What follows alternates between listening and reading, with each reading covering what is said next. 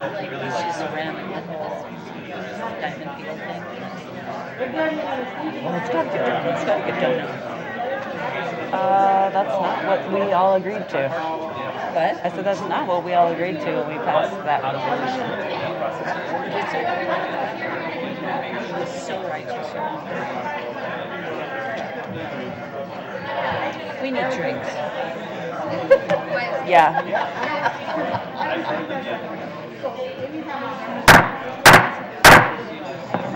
I'd like to call to order the Minneapolis Park and Recreation Board.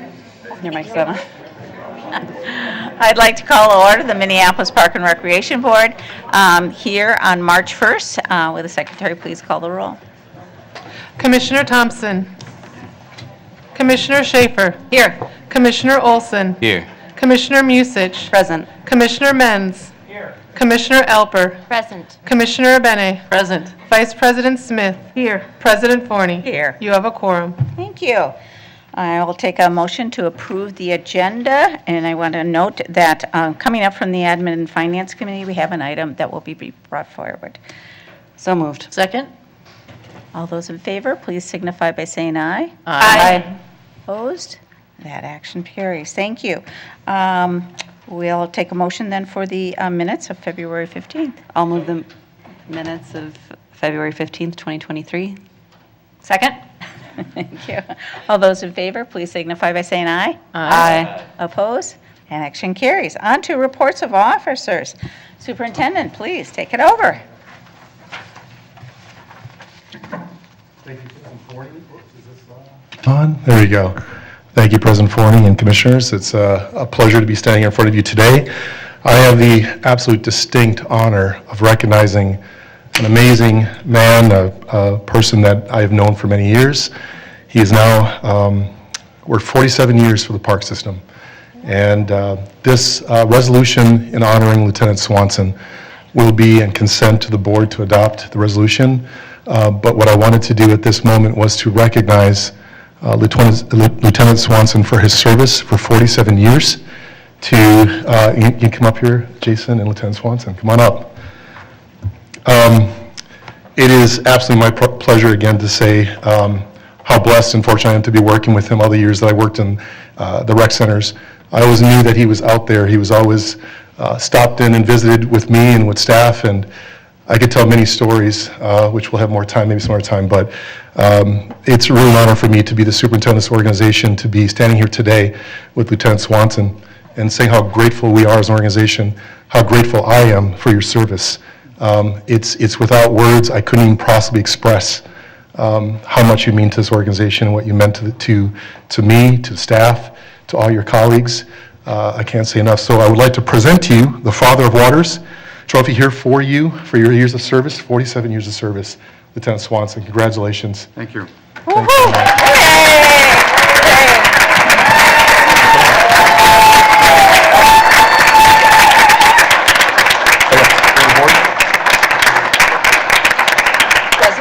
Yes.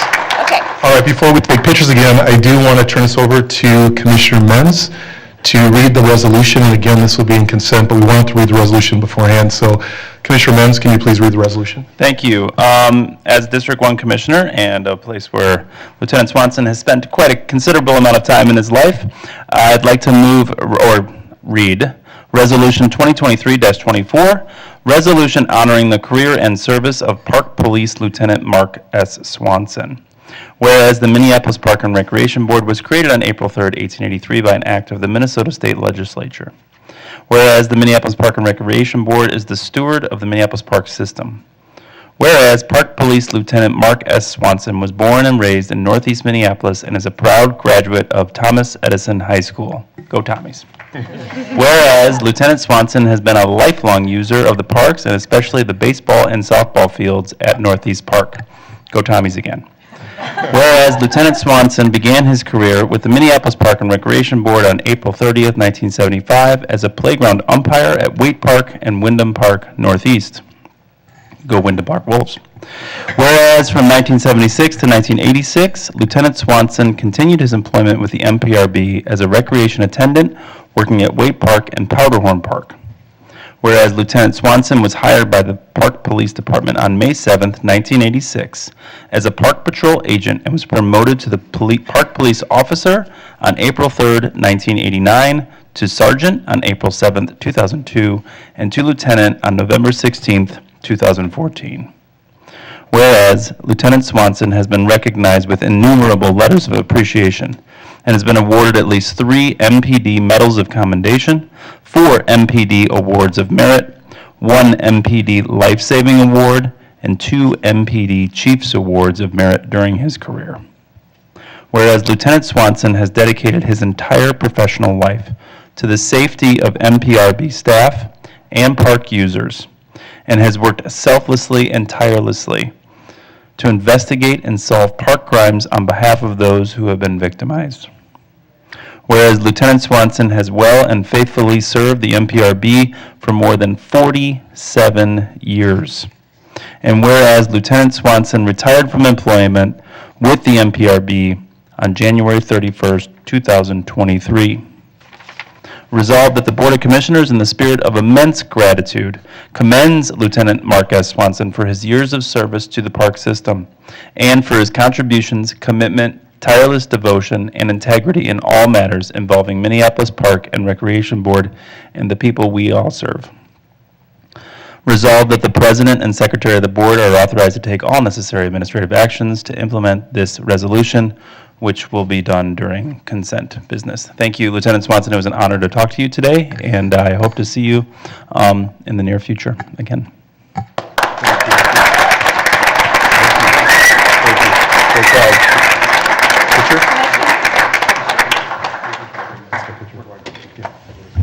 We're all going to gather up here for photos behind Lieutenant Swanson. Yep.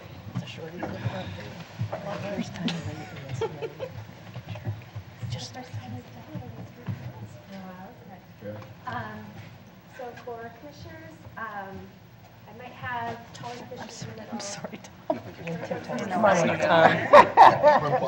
That's fine. Except for Kathy, that's totally not fine. More on this side. Are we good now? Yeah, why don't you and I come in here, lady? We're right here. Yeah. I'm just going to stand Okay, here. okay. All right. Yeah, sounds I'm good. actually, don't mind coming here, Oh. like right behind Al from where I was standing, so. Okay, everybody ready? I think I can see everybody. You want to take your mask All off? right, big Just smiles. wait, 1, 2, wait. 3. 1, 2, 3. One more, just for good measure. 1, 2, 3. Yay. Thank you. Thank you.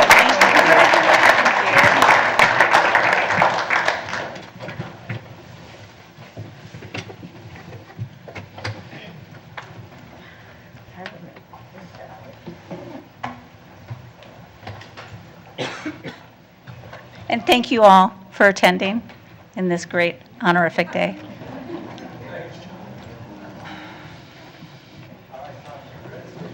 Report to officers.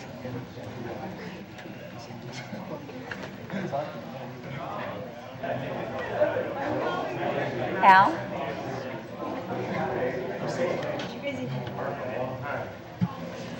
All right.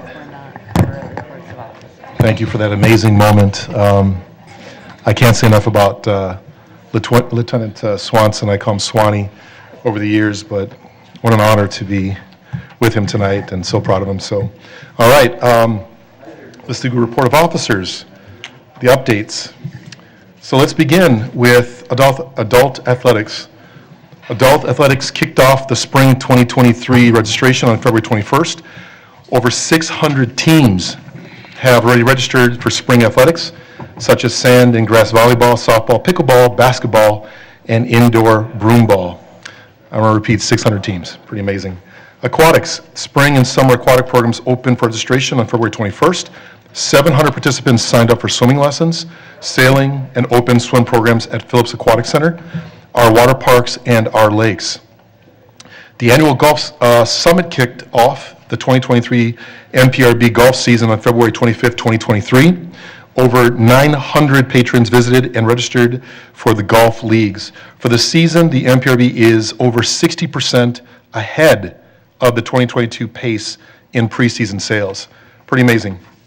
And I also like to just make sure I also recognize Larry Humphrey and his wonderful team and staff and the work that they do. Great work. Ice arenas. Parade Ice Guard hosted thousands of hockey fans over the past week with multiple high school boys and girls playoff games and youth section tournament games. Parade also hosted the Broomball Season Championships.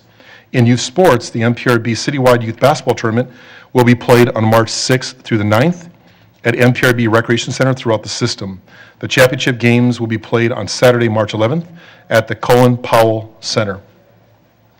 MPRB will be hosting a series of free baseball and softball instructional clinics through the Twins RBI preseason series in our recreation centers. Register at your local park. North Service Area, the Squirts Hockey Festival at North Commons Park was a fun-filled event for our youngest hockey players and their families, with lots of excitement, action, and competition on the ice. Our partner, New Directions, generously provided free hot dogs and snacks for everyone. Falwell Park had 40 young girls and boys attend a Saturday sports program. Volunteers included parents and players from McAllister College and women's soccer teams. In the Northeast Southeast service area, the Logan Park Storm wrestling team welcomed Lyndhurst and North Commons wrestlers to a meet. There was intensity, adversity, teamwork, camaraderie, and fun from all that were here, from the wrestlers to the spectators. Bottineau Park held its second annual field trip to African American History Museum and Soul Food Experience. This year they were able to look at different quilts made by multiple artists and community members throughout the metro area. In the Upper South Service area, Hiawatha School Park was creative and organized an outside event to have all the hockey teams watch the MPS varsity hockey game versus Holy Angels. The youth enjoyed watching the game with a big crowd and bonding with their teammates. Hiawatha School Park hosted a free card making event for the public. 38 participants made a card for a veteran and for other loved ones in their lives. In the Lower South, Pearl Park hosted over 500 people at the annual Frost Fest held on February 10th. The event was a collaboration with the Hale Page Diamond Lake Association and offered ice skating, sledding, snowshoeing, music, a sauna, fat tire bike track, 3 food trucks, and free cocoa and s'mores. The youth from Powderhorn and Sibley Park spent time on February 21st, school release day, exploring the Minnesota African American Heritage Museum and Gallery. They were given scavenger hunt to compete, where they learned about the influential Black community members in Minnesota.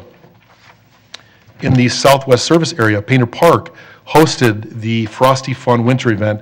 120 people enjoyed painting, caricatures, birdhouse making, snowshoeing, and a bonfire for creating s'mores. Armitage Park hosted close to 300 Armitage community members at the Fire and Ice event. This event was hosted in collaboration with the Armitage Neighborhood Association, Armitage Elementary School, and the Armitage Elementary PTA. Bonfires, hundreds of s'more kits, and bags of popcorn, gallons of hot cocoa, and music led to a wonderful community-based evening. In the Rec Plus program, youth at Keewaydin Park made paper bag groundhogs to celebrate Groundhog Day. They also began working on 2 collaborative murals to celebrate Black History Month. McRae Rec Plus youth made doves of peace in honor of Black History Month. The doves symbolize peace and unity. Spark Studios. On February 1st, the Wilding led an immersive storytelling training for youth specialists, Spark Studios, and program leads to incorporate social emotional learning activities into their own work with youth in the rec centers. The training provided each staff with an educator's handbook and boxes of the corresponding activities books called the Jam Book to support future programs and the facilitation of storytelling activities within park and creation spaces. A class of 5th grade students from Bethune Community School attended the ribbon cutting event at Harrison Park to celebrate the grand opening of the brand new Spark Studio. Students got to play games, make buttons, try 3D printing, and record in the sound studio for the first time. During this event, 4 kids created an original beat and even wrote a song. I had the pleasure of hearing that. It's pretty cool. Our favorite part, it was completely unplanned. promoted. We are excited that Harrison Studio is open and the Whittier Studio is under construction. During Harrison construction, a fun time-lapse video was created, so take a look at this 29-second video of Harrison Studio as it was being built.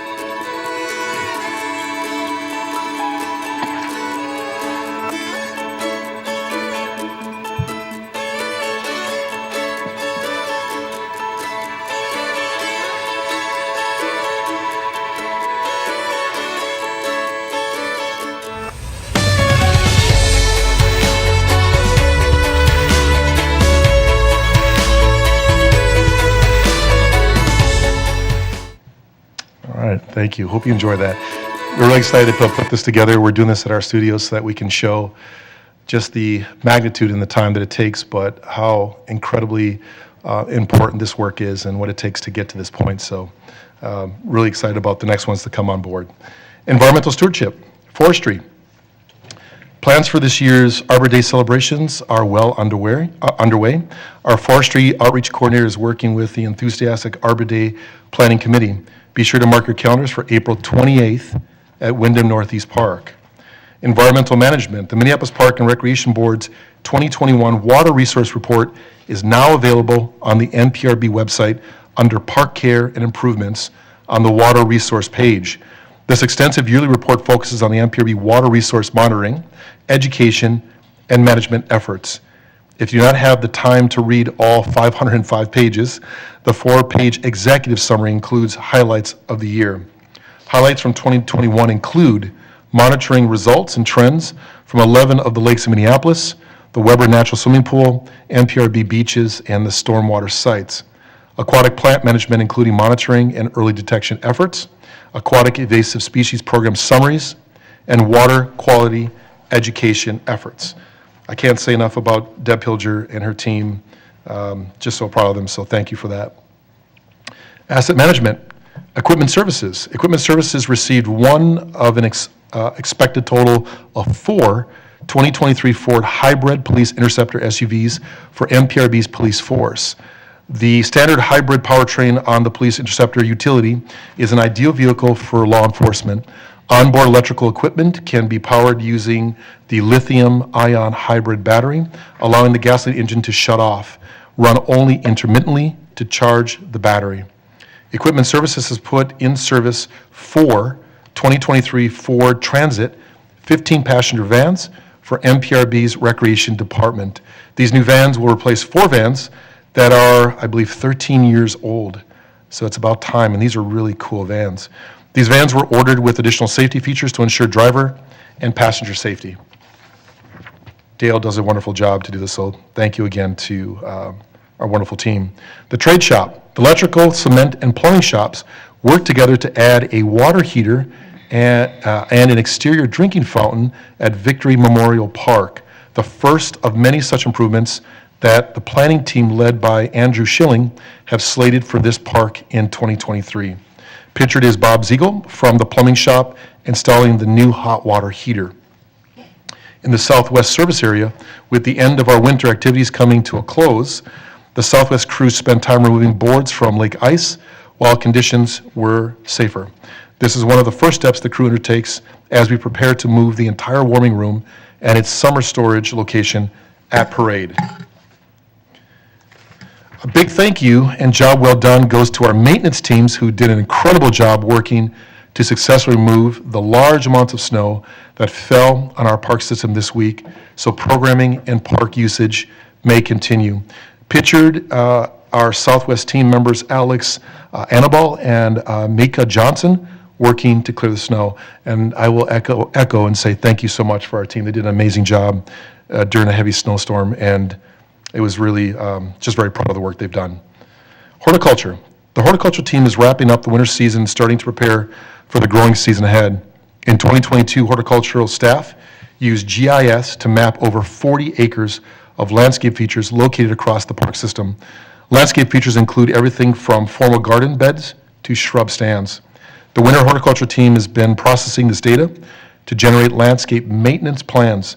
This project aims to improve our maintenance routines, communicate best practices, and standardize and centralize our documentation. While this project is very exciting to see come together, the horticulture team is ready for the spring weather and to get back to gardening. Last page, planning. The 28th Street tot lot, plan for improvements. The project team for improvements on the 28th Street tot lot had developed 2 concept plans showing the new play area and naturalized landscaping. The plans also include skate park features through the partnership with Cityscape. Park improvement concepts for this project are available online, along with an online survey to gather feedback. The proposed park improvements include a skate park, play area, site furnishing, naturalized landscaping, and a potential park name change. The concept was developed in partnership with the City of Skate, and the park has the current highest ranking in terms of equity. In-person engagement opportunities are being planned and will be listed on the project page. Staff aim to begin construction of these improvements in late summer of 2023. The survey is available through Friday, March 10th. The final park design will incorporate, to the extent possible, feedback from the survey and in-person community engagement. Last but not least, the Cedar Isles Park Plan 45-day public comment period to close. The Cedar Isles Plan is a 20 to 30-year vision dedicated to Cedar Lake, Lake of the Isles, Dean Parkway, and the portion of Cedar Lake Regional Trail. It was created through 3 years of discussion with park users, park employees, and stakeholder organizations about the future of the 2 lakes. The draft plan was released with the opening of the public comment period on Wednesday, January 25th. The comment period closes on Friday, March 10th. To share your feedback, fill out the survey on the project page at www.minneapolisparks.org/Cedar Isles. Comments will be tabulated and shared with the commissioners when staff brings the final plan for board approval later this spring. President Ford and Commissioners, thank you for your time, and if you have any questions, we're definitely available. So thank you. Any questions, Commissioners of, thank you, Vice President Smith. I just have one question. You mentioned on your last slide that the park has the highest equity rating. I maybe missed the beginning of that. Oh. All right, let me find one. It was the top lot to help you. Let's see here. And that was for the 28th Street tot lot? Okay, do you want me to go back to the first section? Yeah, will you just read that part? I just missed what you said before that. Absolutely. Well, let me go back through one more time just to make sure that I missed anything, Vice President Smith. Okay. The project team improvements to the 28th Street tot lot has developed 2 concept plans showing a new play area of naturalized landscaping. The plans also include a skate park feature through partnership with City of Skate. Park improvement concepts for this project are available online, along with an online survey to gather feedback. The proposed park improvements include a skate park, play area, site furnishings, naturalized landscaping, and a potential park name change. The concept plan developed in partnership with City of Skate and the park has the current highest ranking in terms of equity. Thank you. All right. Wonderful. Seeing no other lights, then I will go to reports of appointees to outside boards, commissions, and committees. Anybody have anything to report? Commissioner Thompson. Yeah, thank you very much, President Forney. I was at the MWMO board meeting last Tuesday before the storm, and it's always an education there, especially about stormwater, about just water in general. They passed something which I thought was kind of exciting. It's their last section, I want to make sure I have this right, of a watershed-wide hydraulic model to understand flood risk and flows through the watershed, which was really cool. And then we also, it's on our agenda now too, the reciprocating contract. So it's exciting stuff with Upper Harbor. Thank you for the report.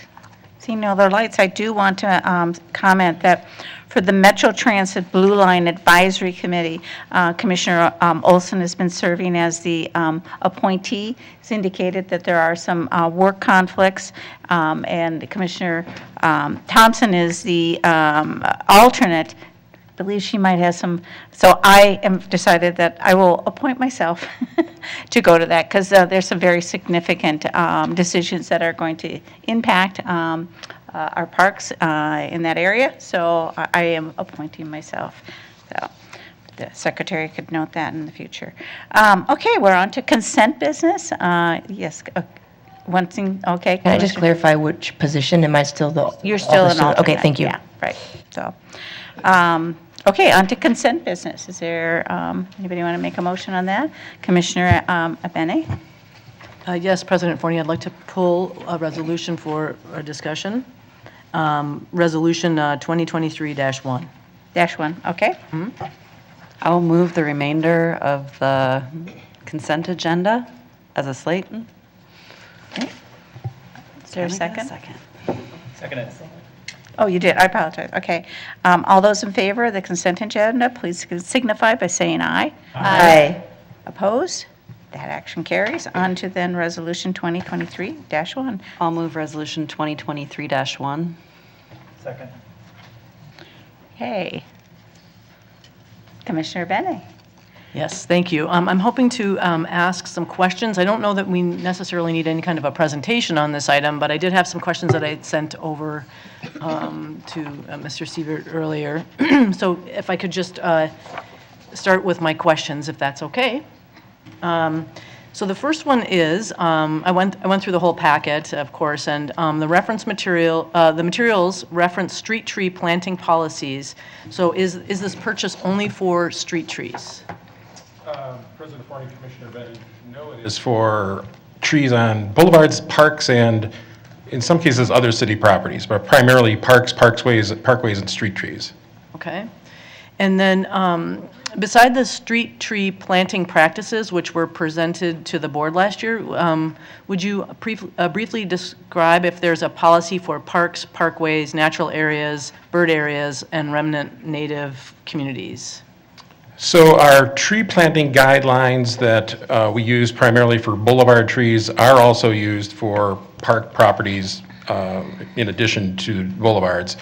And in some cases, we have more leeway to go with native trees on parkways, for example, like Minneapolis Parkway, where there's a large median, and park properties because we can incorporate conifers, which typically we don't use on streets.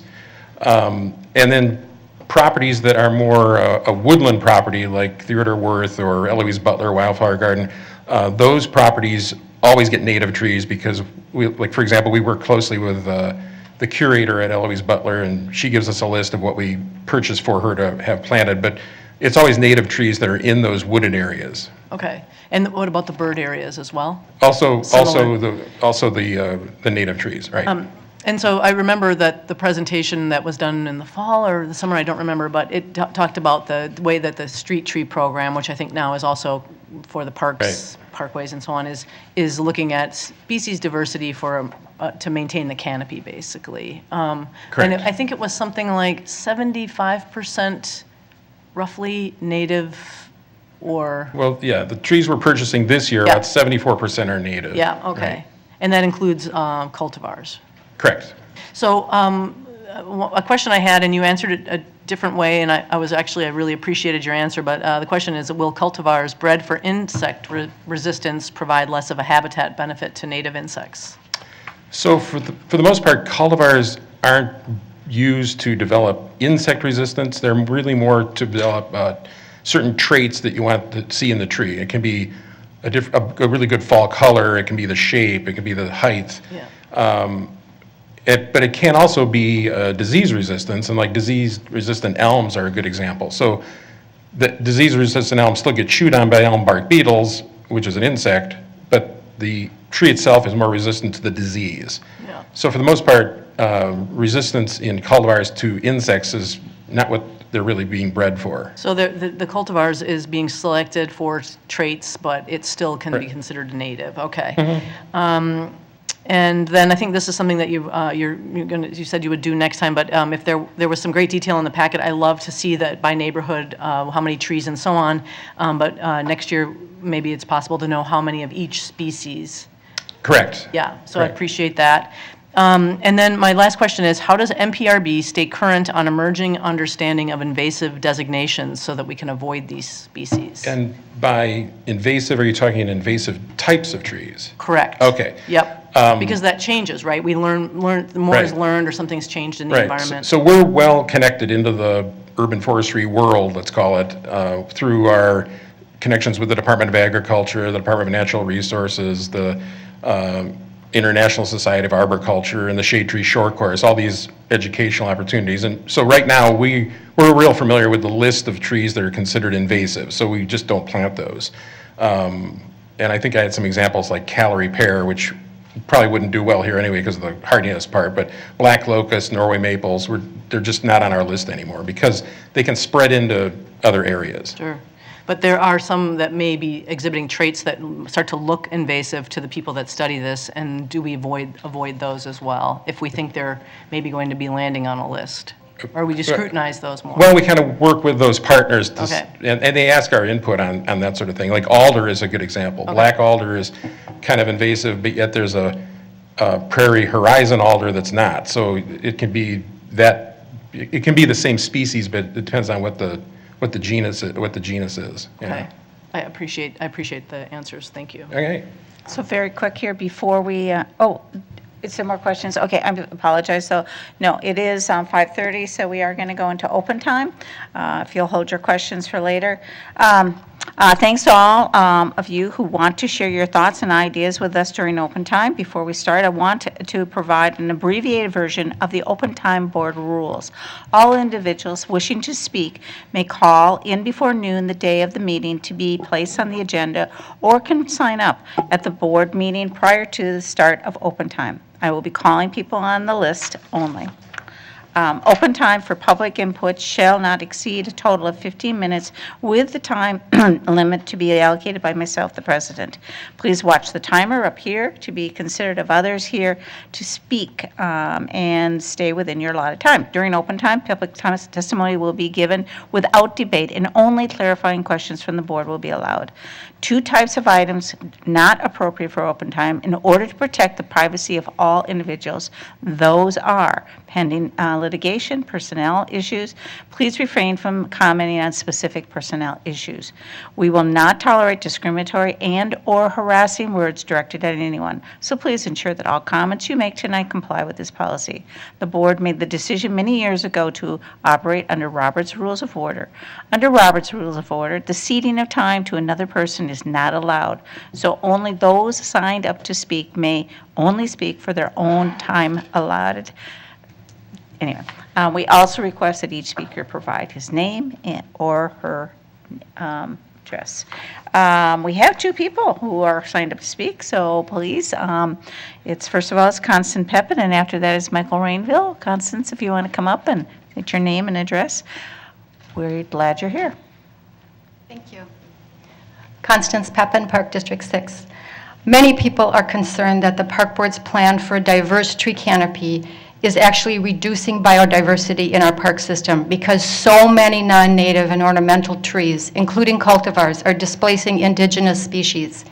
In fact, the plan is really one that continues to colonize the landscape with non-indigenous trees that drive out native wildlife, that evolve with those types of trees, and break the food chain that we need to sustain biodiversity.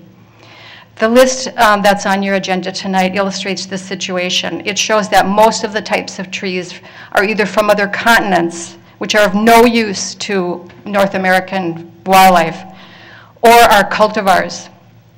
We know that indigenous trees evolved with native wildlife and meet the needs of insects and birds, but less than 1/3 of the trees on the list are true native species from North America. We know that trees from other continents do not support local wildlife or food chains, but about 1/3 of the types of trees that are on the list are from other continents, Europe, Asia, Africa. We know that cultivars reduce genetic diversity, which is essential for climate resilience, yet nearly 2/3 of the trees on the list are cultivars. We don't know precisely, not a lot of research has been done, but we do know that changing certain characteristics of trees through cultivation, such as leaf color or flower structure, diminishes the tree's value to wildlife.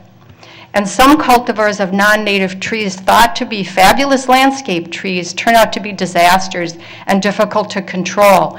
As Director Sievert mentioned, the Bradford pear is an example. And now we have the Japanese tree lilac, which the forestry plans to plant 500 of those trees this spring alone, and they are showing invasive characteristics in several states and also in Hennepin and Ramsey counties.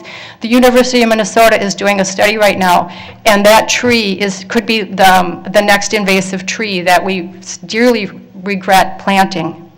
There are plenty of North American species to meet the goal of biodiversity. It's not to say that you won't be able to have a diverse tree canopy if you stick with native trees to North America. In fact, many of the trees on the list are indigenous to other regions in the U.S., which is fine.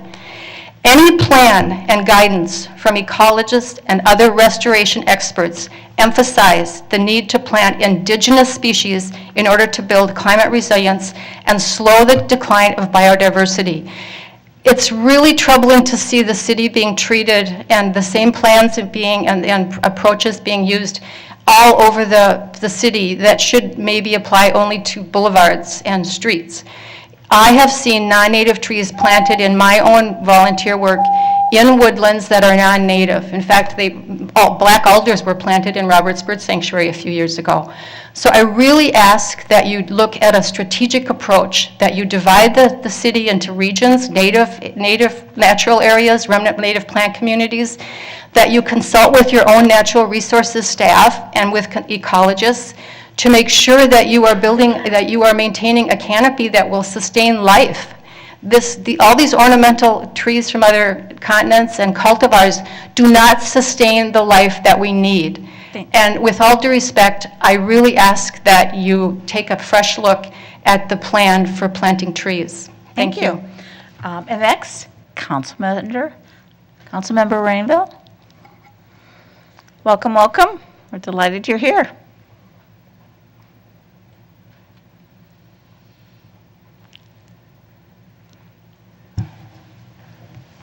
Thank you, Chair Fournier. I am Councilmember Michael Rainville for the 3rd Ward. The 3rd Ward is half of downtown, half of the east side. And I'm just here tonight to actually listen to your 4th of July plans, but as a politician, I never pass up an opportunity to speak, right? So when I saw the list, I wrote my name down. But I want you to know that the Taste of Minnesota Festival, which used to be at the state capitol over the 4th of July weekend, will now be on Nicollet Mall this year.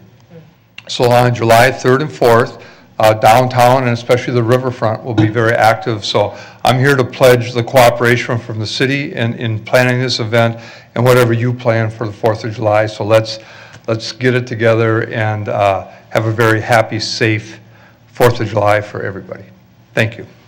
Thank you for being here. On that, then, I will close the open time and move on then to, I believe we have a planning. I believe we're still having a discussion about trees. We are. We didn't complete that discussion, did we? So, yes, Commissioner Schaefer. Couple more questions. Thank you, Director Siebert. Can you tell me how does a tree advisory commission have input or feedback? Do you involve them at all in planning your list of species? President Fournier, Commissioner Schaefer, they do review the types of trees in terms of the variety. They don't really get into the detail of suggesting types, but for the most part, they endorse the types that we are planting, and their main approval is that there's such a big variety that are being planted. Thank you. And then can you talk a little bit about the process of purchasing? You develop your wish list, just for my own education, and then you sub it out to a buyer. Is there sometimes a case where the nurseries aren't growing as many natives, or you can't get what's on your wish list, or do we as a buyer with our power usually find whatever we want to get? The city procurement department are the folks that we work with our buyer, and the list of what we want goes out, but that list is developed over time as trees are removed. So throughout the growing season or throughout the year as we're removing trees, our tree inspector then assigns what the new type of tree is going to be, looking at what's on the street and what varieties can make up a more diverse component for that neighborhood. So each neighborhood is tabulated in terms of the percentages. So the idea is we don't want to go over a certain percent in each neighborhood of a certain type. But then yeah, it goes out to various nurseries, and it can be nurseries from all over the country, except for the southern climates where it's not hardy enough down there, or it's, the climate's not right. And sometimes it's tricky to just get the numbers that we want. But for the most part, we are able to, one nursery may not provide everything of one type. So we might get several nurseries providing all of the one type that we want. So oaks, for example, we're planting hundreds of oaks. They're going to come from several different nurseries because not one nursery tends to have the quantities that we're looking at. But for the most part, we're able to get what we ask for. But as we're assigning the trees, the native versus non-native isn't exactly concentrated on but in the end, we end up with way more natives than non-natives. But you're able to follow your guidelines around Oh, right. natural areas Correct. and, yeah. Correct. Yeah, okay. Right, so we're having several different types on one block as opposed to a solid block of one type of tree, which is what we learned from emerald ash borer. Correct. Great. And then just one other clarifying question. So the list that we see before us and the numbers that you were giving us, I really appreciate that extra detail. How does that change percentage-wise when you get to the end of the growing season? Would you say you see a 10% rough change of the species in the amount that you planned from what the nurseries have available, or is it 50% change? How would you? Meaning What you have on your list Yeah. compared to what you actually planted. Oh, it's almost exact. Okay, great. Right. Thank you. That's all I Yeah. needed to know. Commissioner Menz? So just creating some context from what we just heard from Open Time as well. So I know that we've diversified our tree, and we're trying to diversify our trees. So do you have any response about like the fact that we don't have them coming from this continent? I guess I haven't heard that. So, I mean, just since it's happened right now, and you're here, is there any response like from the park board's perspective so that I can educate my constituents or be aware of what our position is on that, or what constituent Pepin was mentioning? Yeah, sure. President Forney, Commissioner Benz. Thank you. The way we look at it is that we don't want to have all our eggs in one basket. So the trees we plant, the native trees do provide more benefits to songbirds, let's say, because of what lives on them, caterpillars, that sort of thing. The non-natives do not provide as much of that. The problem is, or the thing we're after is to have trees that can resist all sorts of ailments. And ginkgo is a good example. So ginkgo trees have no disease problems, they have no insect problems. So we want trees that are going to last longer, because oaks, we plant a lot of oaks. Oaks are susceptible to oak wilt. So we could actually lose oaks to oak wilt. So by having a mix of some non-natives with the natives, you're still going to have trees if some other weird pest comes along, because the ones that we are planting tend to be resistant to what types of problems we're dealing with. Like for another good example is Asian longhorn beetle is the next pest that we could see. And in these guidelines that we put together, we know the types that are susceptible, types of trees susceptible with Asian longhorn beetle, so we limit the number of those that we plant. That's all kind of factored into these percentages by neighborhood. So it's really just kind of getting a mix. And I think what would have probably helped with our open time speaker is I think that the list that we provided that only had the list of types, not the quantities. If you just look at the list of types, the percentage can be large of non-native, but when you look at the numbers of what we're buying, some of them might only be 3 trees, 2 trees. They can be very small quantities, yet they're listed there with all the different types that we're planting. So, thank you. Commissioner Thompson? Thank you so much. Along the line of Commissioner Menz's questions, I also just want to educate myself, and this is a big topic for me that I'm not an expert on by any stretch of the imagination. But from what I'm hearing, is there a risk of, how shall I put this, like overcompensating for fears of our native tree pests? I know just anecdotally in the Southwest that there are different plant species that were introduced decades ago that are not native to North America, and they really kind of destroyed certain aspects. Are we at risk of sort of overcompensating and not knowing what potential problems there are? Like, how do we think through the balance of the ills that you have versus the ills you know not of? President Forney, Commissioner Thompson, there can always be a surprise. And calorie pair is a good example. In places where calorie pair, there were cities that actually declared calorie pair as their city tree and discovered later it was invasive. So there are things like that Norway maple is another good example here. So once the experts, the University of Minnesota, Department of Natural Resources, Department of Agriculture, once they've started to, and the nursery industry works with those folks on determining that sort of invasiveness, then we are aware of that just through all the connections that we have. Do we have plans in place of if we discover one of these is really kind of toxic to the ecosystem, to use like overarching language? I'm thinking also like if the tree equivalent of like Asian carp, right, that somebody introduced at one point and now it's like, oh my gosh, it's kind of destroying the whole systems. Do we have thought behind what we might do if something arises like that? Or I'm just trying to understand, is it better to err again on the problems we know versus like introducing something that might be extra problematic? Like, have we put thought to that, I guess is my question. And I guess the answer would be, that's why we stick with the native trees for the wooded areas. Whereas street trees have a much tougher way of it in terms of restricted growing space and drought and that sort of thing. But when we stick with the native trees in the wooded areas, the chances of anything invasive happening is really not going to happen. And when you're using non-natives on boulevards in neighborhoods, it's not typical that they're going to escape into a neighborhood that is bordering a wooded area.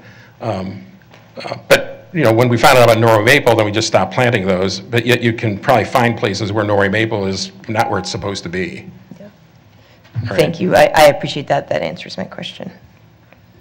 Commissioner Benny for the second time. Second time, and I think that this, is a helpful discussion. Hearing from Constance Pepin is helpful. I think the tension is, what is our goal? Is our goal diversity to keep our canopy healthy, or is our goal biodiversity and the sort of the food chain part of the tree habitat?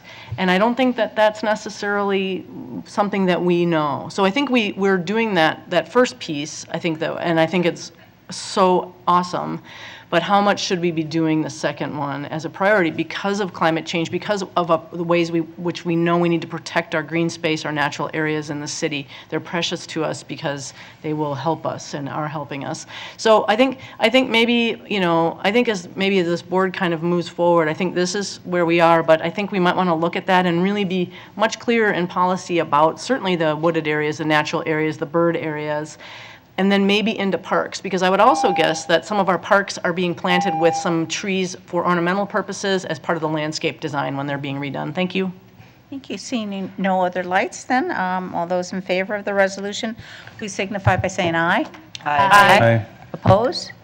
Motion carries. Okay, on to our next resolution, which is coming out of the Planning Committee. And who has the honor of speaking? Okay, Co-Chair Abene. Yes, on the behalf of the Planning Committee, I would like to move Resolution 2023-26, a resolution approving the preferred concept plan for Riverside Park within the Mississippi River Gorge Regional Park.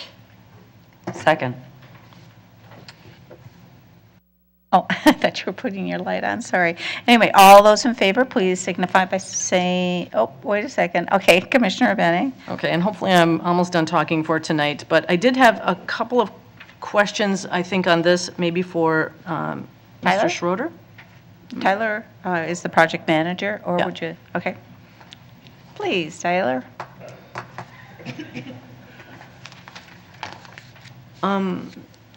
I'll be quick here. So in the write-up, there was a section about the phasing of the work, and so they're the bolded items that are going to be prioritized and all of that. And then it said that the final scope of work will depend on budget, but add alternates will be considered as funding might allow.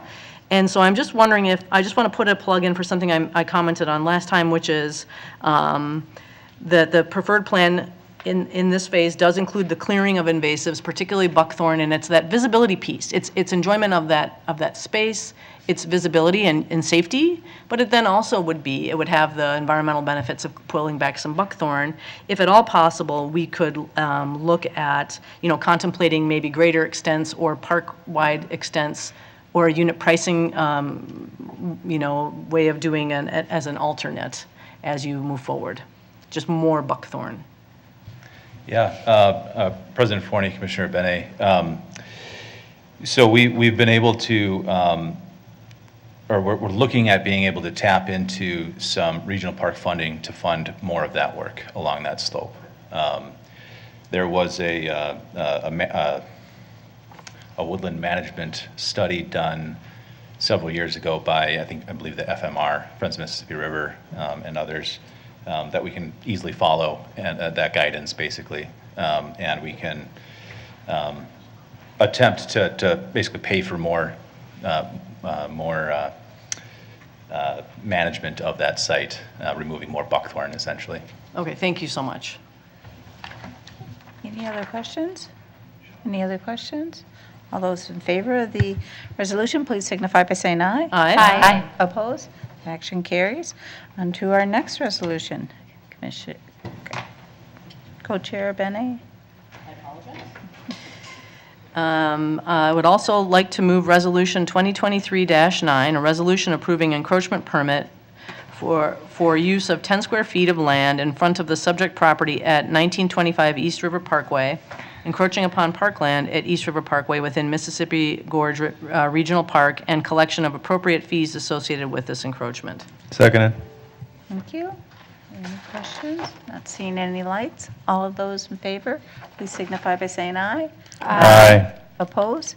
Oh, roll call. Sorry. This is a roll call. Secretary, please call the roll. Commissioner Thompson. Aye. Commissioner Schaefer. Aye.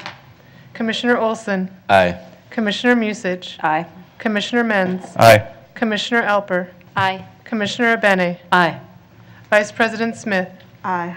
President Forney. Aye. You have 9 ayes. And action carries. On to the next resolution. Co-Chair. Finally, from the Planning Committee, I'd like to move Resolution 2023-19, a resolution approving the creation of a parkland development and easement agreement with Exeter Management for application of the private land maintained for public use parkland dedication option to a proposed development at 1500, 1560, 16, and part of 1600 Marshall Street Northeast in the Sheridan neighborhood of Minneapolis, in order to provide a connection between streets and the East Bank Trail within Above the Falls Regional Park.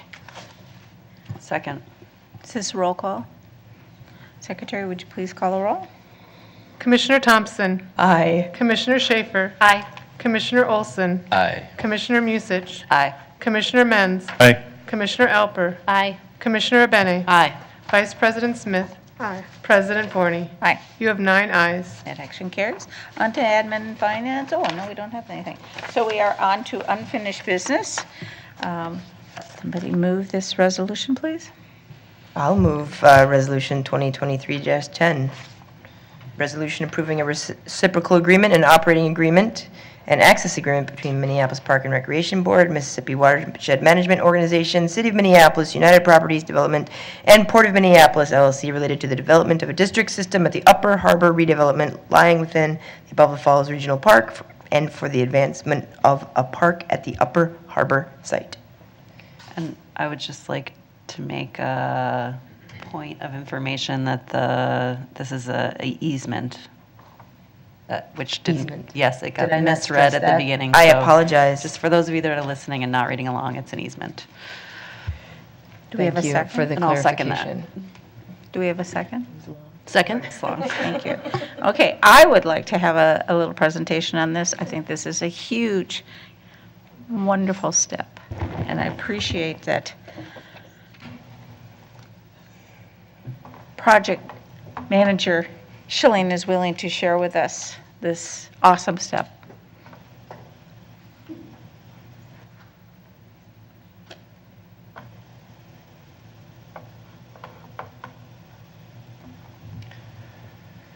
Thank you, President Forney and Commissioners. I'll definitely take the opportunity to present on this and take any questions that you may have. As mentioned, this is referred to as a reciprocal easement and operating agreement for the Upper Harbor site. We did have a study item on this, I believe in December, where we introduced the kind of framework for the plan, and since then we've had many meetings to negotiate between all the parties that are involved with the Upper Harbor site, including City of Minneapolis, ourselves, the Mississippi Watershed Management Organization, and the two developers, Port of Minneapolis, as well as the United Properties for an opportunity to come together on this agreement.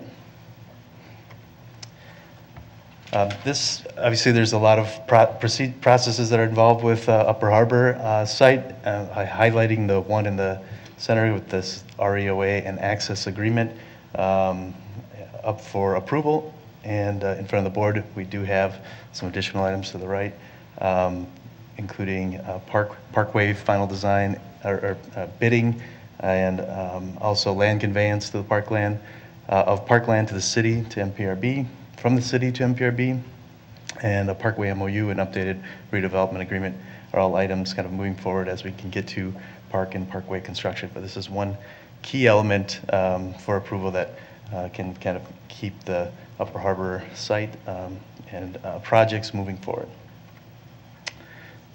So a bit of a background again, how did we get here in terms of the Upper Harbor District system? In 2017, the Mississippi Watershed Management Organization reached out to the city and to the park board and the other project partners about using a district stormwater system approach at the site. And again, what is a district system? It's a system that collectively manages stormwater across both public and private boundaries. That requires a lot of cooperation between our parties, and also, why this agreement might be pretty thick and robust. But it's really to help fund, construct, and maintain, and operate, and even replace the district system elements. And it has several layers, habitat layers, public spaces, or expanding the public realm, as well as surface stormwater management. And really, we're looking for efficiencies through this process to maintain, construct, maintain, and replace the system. Again, there's a lot of components. This is obviously an illustration of the Upper Harbor district site, and there are many elements to the district system. In terms of the color coding, the green, the ones with no color around it are kind of what we need to do, what each site or parcel needs to do to meet their regulatory levels of stormwater management on their sites. The highlighted green items are places where the MWMO, a key partner on this project, are using grants to enhance those and put an enhancement layer, whether it's vegetation, whether it's reuse of stormwater on the site, to really kind of create a higher level of connectivity, habitat, and stormwater management, and expansion of public realm. There is also a regional treatment aspect to this site, highlighted in orange, that takes runoff. The Upper Harbor site is 52 acres. The Southern Regional Treatment System, highlighted in orange, is another almost 75 acres of runoff from North Minneapolis, a mixture of residential, institutional land uses, as well as industrial land uses on both the east side and west side of 94 that will be treated and before it reaches the river, and used in a reuse, ephemeral stream pumping and reuse way on parts of the Upper Harbor site. Parts that really involve the park board include the items that are highlighted with the stars, including a shoreline restoration, nearly a mile of shoreline restoration as part of funding from MWMO for this site, as well as your kind of the enhanced stormwater features on the site as well that, again, helps build that habitat and public realm benefits, as well as additional stormwater benefits. Anticipated construction phasing for this work for the district system. Each parcel connects in with their stormwater components as they build. So Park Board will be building we anticipate in 2023, 2024, maybe even to 25 as part of the overall park improvement or park development. These stormwater features are going to are baked into that design. So we'll have that, our bioinfiltration basins, a reuse system, ephemeral stream, and an overlook on the southern part of the site on our property. The parkway, the city is building the parkway, phase 1 of the parkway this year. They will also be building their components of the district system as they develop. In 2024 to 2030 and beyond is again, our best guess for the other parcels to develop. Again, when they develop, they'll be plugging into this district system with their stormwater and habitat components. And you can see on the right is a little rendering that the consultant did. I think it starts to provide a nice picture of all these things coming together with habitat and native plantings and stormwater and public realm kind of working together. Capital funding for this project. Again, the approach that was taken as we developed this district system approach was each parcel would pay in the normal amount they would have if they had to develop their site on their own to meet regulatory requirements. For the park board, that amount is identified as that $283,000 figure, and anything above that gets built by us with our park project gets either paid back as a loan amount that MWMO has identified, called the phasing loan, or we receive grants from MWMO to build these kind of enhanced features for this for the district system. So you can see some of the dollar amounts for the grants from MWMO in this agreement. The reuse and ephemeral stream system is estimated at over $900,000, and we've already received the shoreline restoration and overlook grant this summer, which is $2.6 million. So over $3.5 million anticipated from our partner on this, or other party on this project, MWMO, for this site. Again, this agreement also covers operations and maintenance funding and replacement funding. So it looks really far forward, and what I see as holistically is how we can manage this type of system. Maintenance dollars, and you can see the $17,000 figure at the top, is our contribution, the park board's contribution to this system. And again, that dollar amount was identified as what we would have normally had to pay for a system to meet regulatory requirements for the park. We also have a toggle or a way that we can either pay into this system or the overall administration and of the O&M for the project throughout the whole Upper Harbor district system.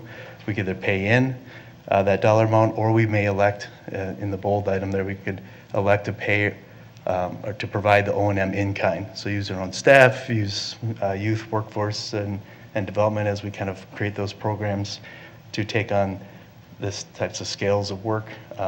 We can do that ourselves. We do have a lot of toggles. Some of these other points we do have a lot of toggles if we are misestimating how much the overall district system would cost. We can decommission or reduce the amount of enhancements that happen as the whole project develops out, so that we can kind of stay into the black in terms of meeting our budget needs to maintain the system. There's O&M reserves that get collected each year that can get set aside so that we can meet any unplanned costs as they arise throughout the maintenance of the system. And then there's also a replacement fund that gets built off of this system that the private developer parcels pay in. The MPRB and the city in this agreement, we would just replace our own infrastructure as it's needed within the district system. We wouldn't be paying into something that would be a reserve. That's going to be for the private developers to build that part of the funding.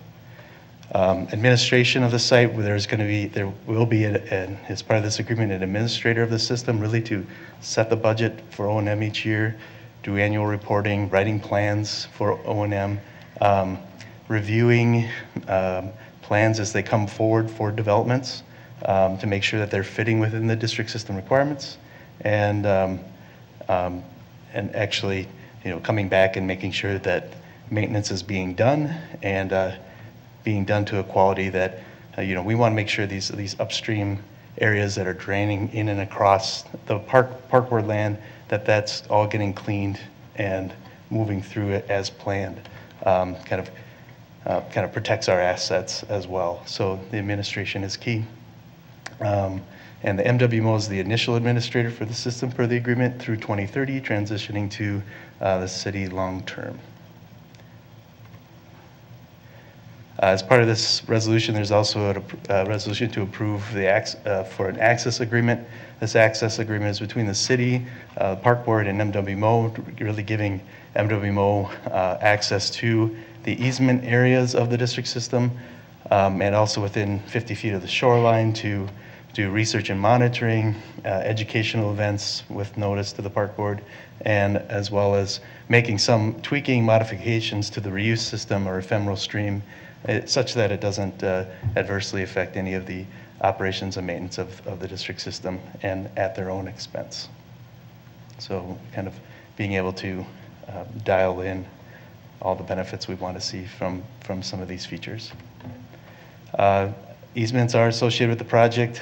There's permanent easements identified for the district system and where the district system lies on all the properties. And that easement is granted to the district administrator. There's two types of permanent easements, above ground and below ground. And we have different flexibilities within those easements to do our own work without trying to get approval from the district administrator. So we can put in signage, lighting, paved trails, irrigation, landscaping, etc. on some of those below ground ones. And any questions?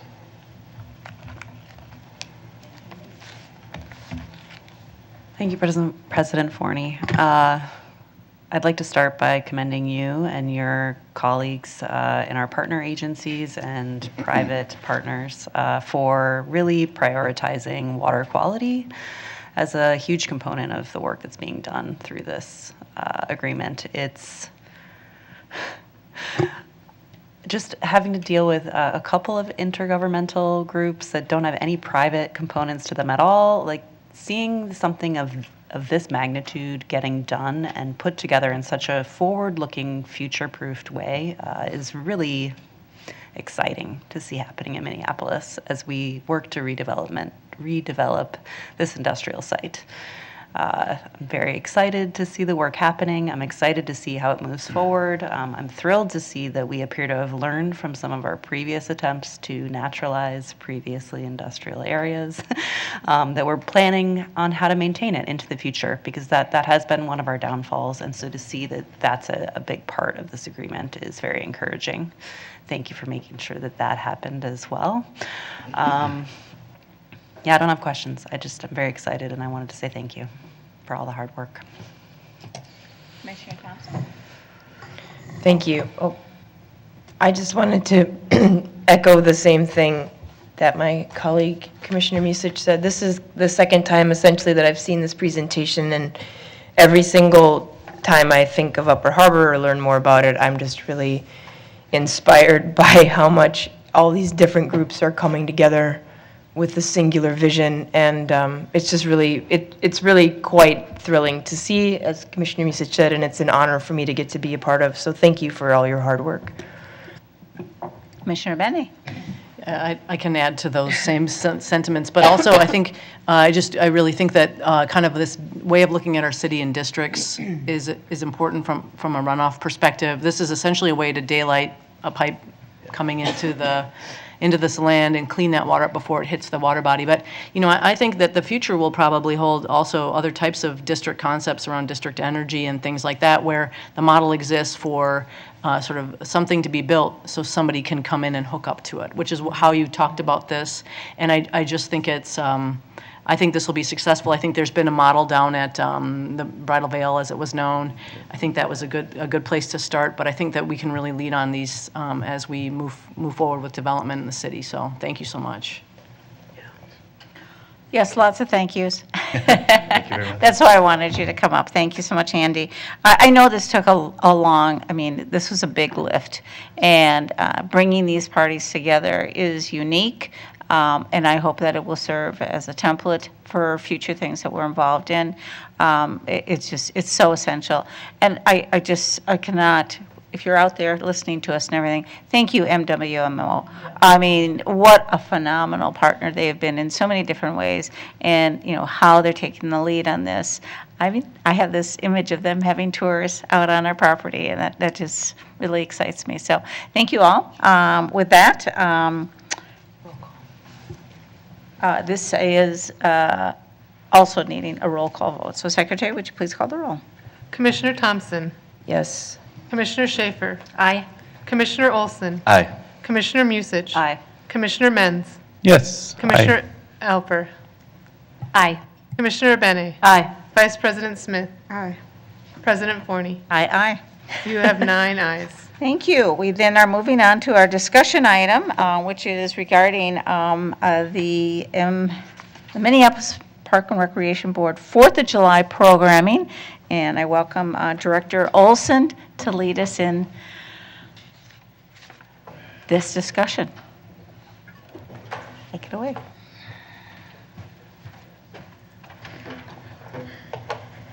Good evening, President Forney and Commissioners. I am here today with Events Manager Tom Godfrey, who oversees the community events function that is one of the work units of the Visitor Services Department. We're here today to explore the ideas that we have around 4th of July programming for the Park Board, at least for 2023, potentially for the future beyond 2023, and are just really looking to share with you the options that we're currently considering, and hopefully gather some feedback from the board on their wishes on how the Minneapolis Park and Recreation Board celebrates this national holiday. So this will be a brief presentation, and then we'll open up the floor for questions and comments and feedback from the board. We have gone through a number of scenarios since we've had our last kind of typical 4th of July celebration back in 2019. It was pre-pandemic. The pandemic is what put a pause on 4th of July as we know it in Minneapolis. You probably saw it in your background materials. There was a bit of a summary of background that brought us to today. In 2020, we did not do any type of in-person gathering for the 4th of July, but then in 2021, we were able to resume smaller scale 4th of July activities based on staffing resources that we had available. We did the same in 2022, and we are kind of at a decision-making point here for 2023. So we've put together 4 options for consideration by staff, but like I said, we're just hoping to gather some feedback and some insights from our board.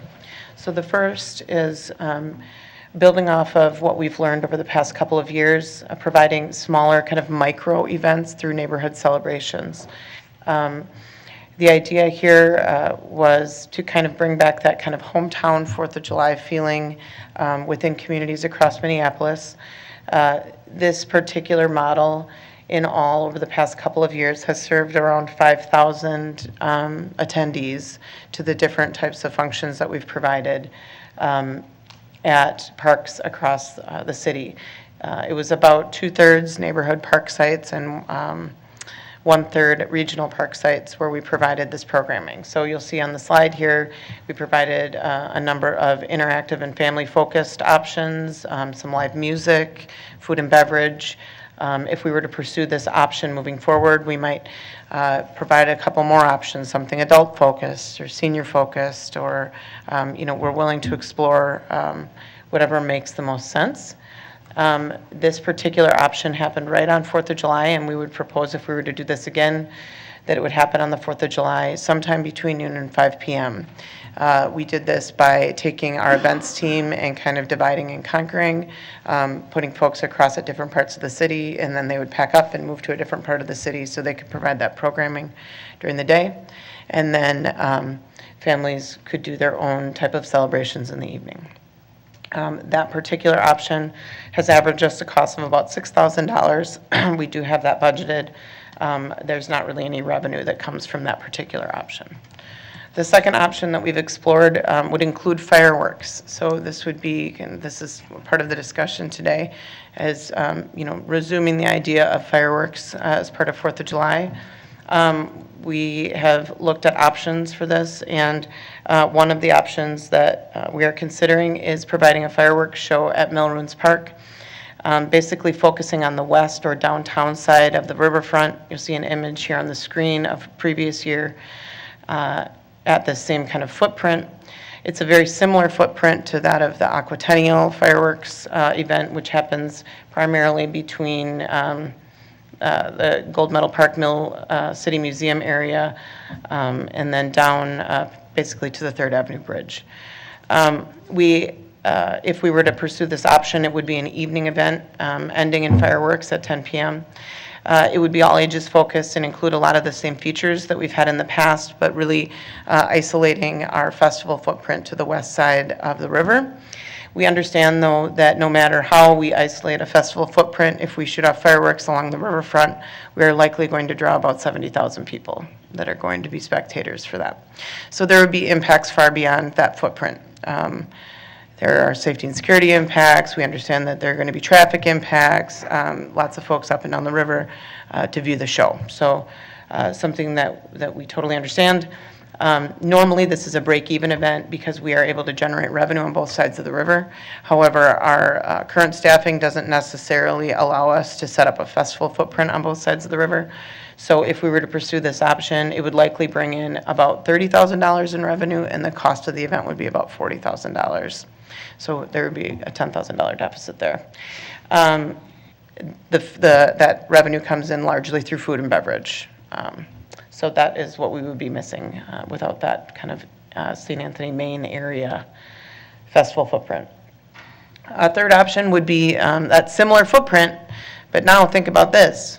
Not on the 4th of July, maybe that Sunday leading up to the 4th of July, or on the 4th as an afternoon event because it wouldn't end in fireworks. So we could really consolidate the festivities to more of our neighborhood festival timeline like we did the neighborhood celebrations, but still have that draw to the riverfront and provide those same types of interactive opportunities, food and beverage, all of those pieces.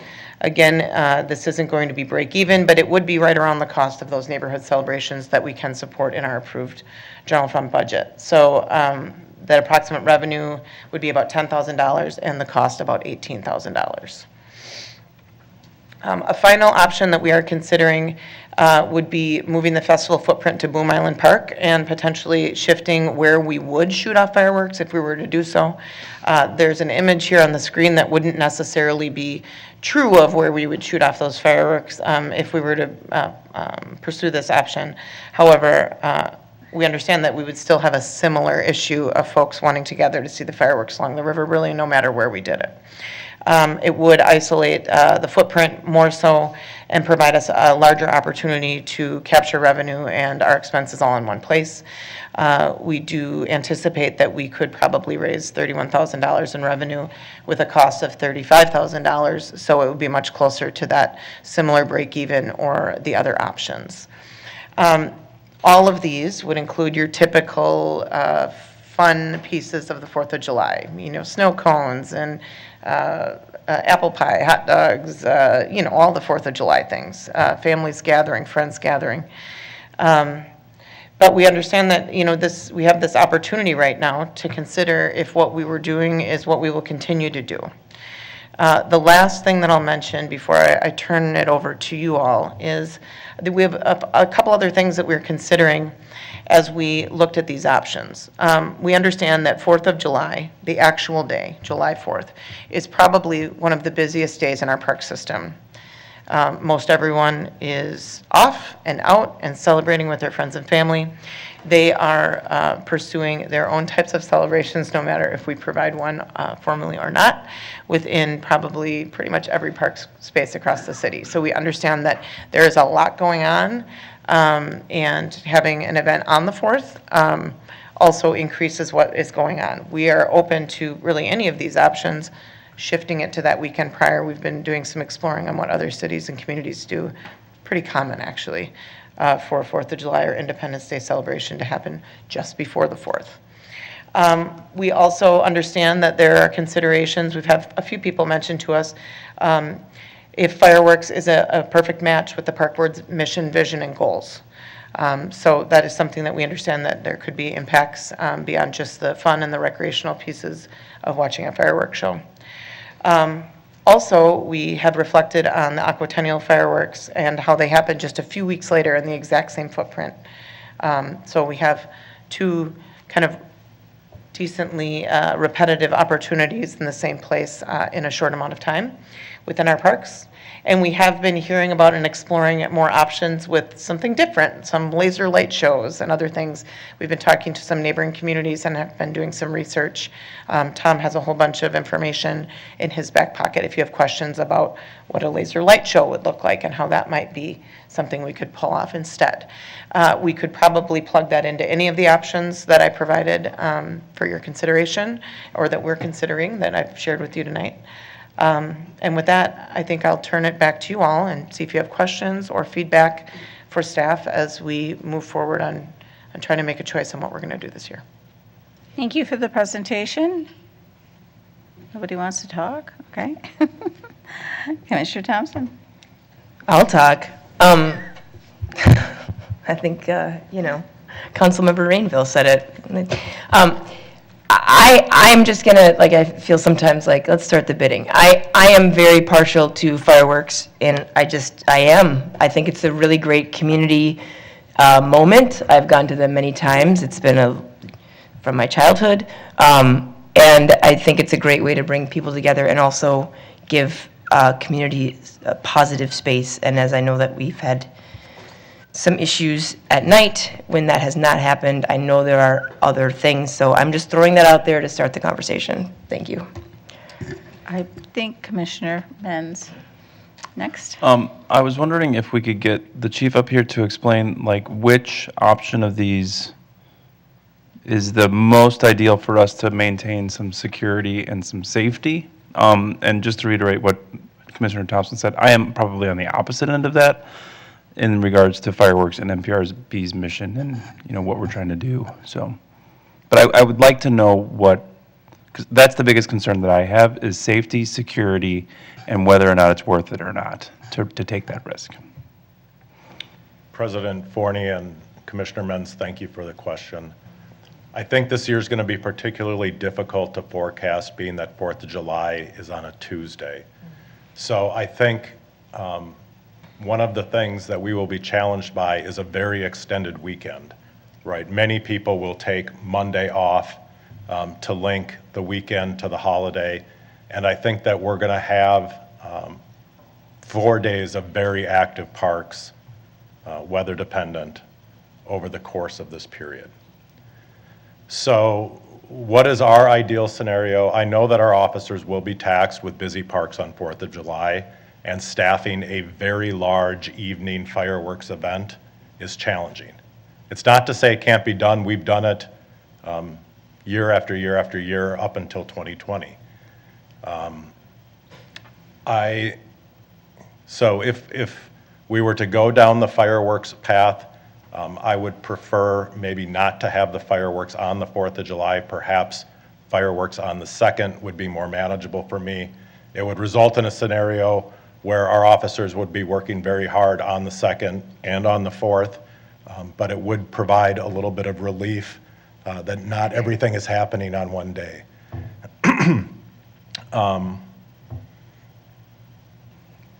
The fireworks shows are a big production. I don't think I have to tell anyone here that. I mean, it's tens of thousands, if not 100,000 people that come to the riverfront.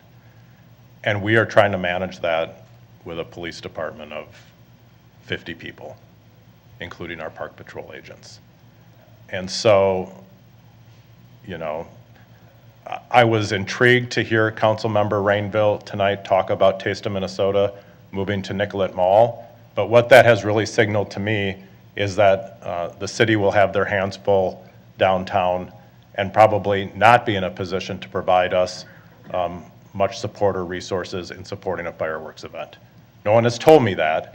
That's just intuitively what I gathered from understanding that that event is also taking place.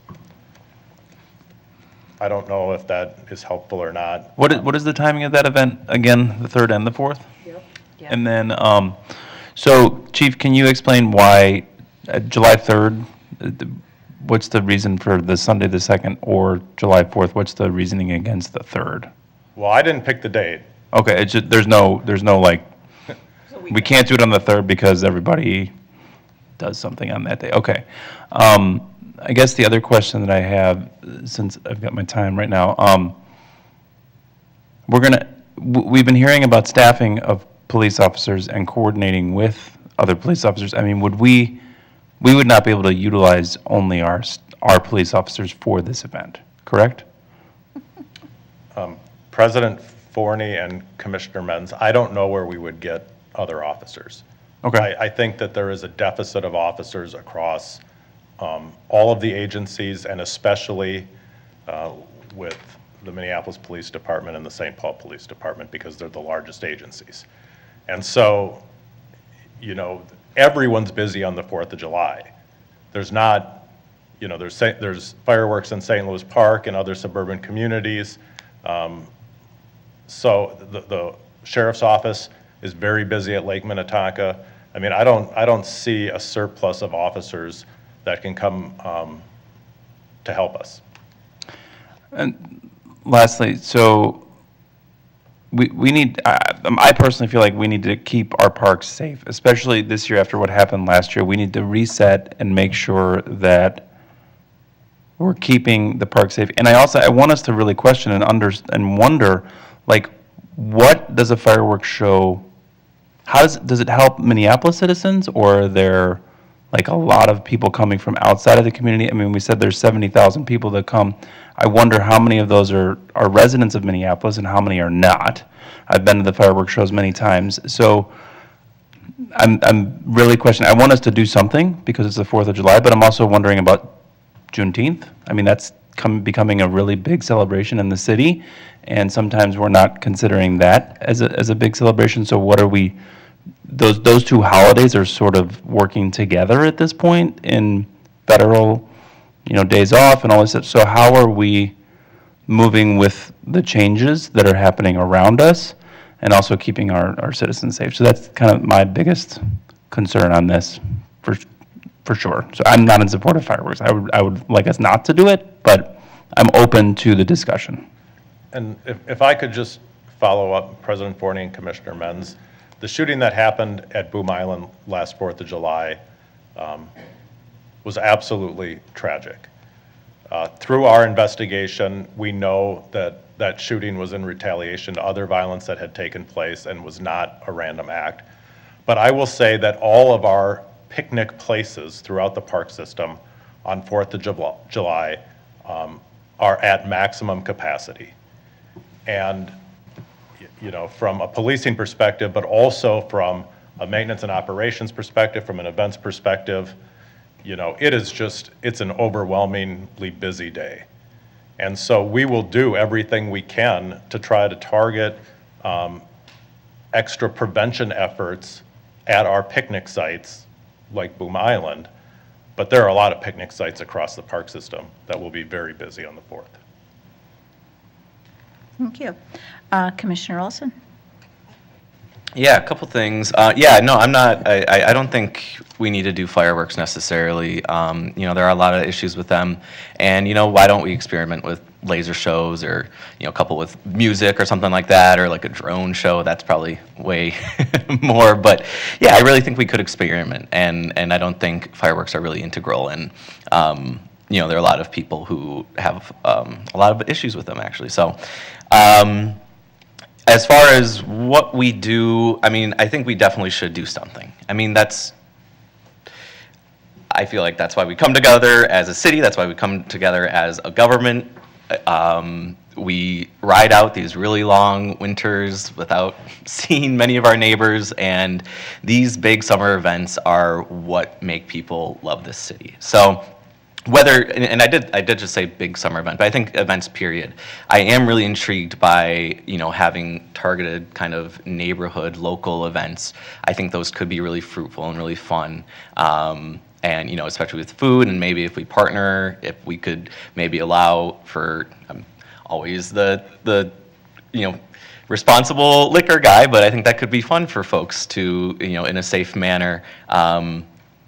So I don't know, that could be kind of interesting, and could be fun for folks. So maybe exploring what that would look like more. As far as if we do a big event, I think keeping the same footprint of what we have would be good. It's just such a beautiful area. Boom Island is nice.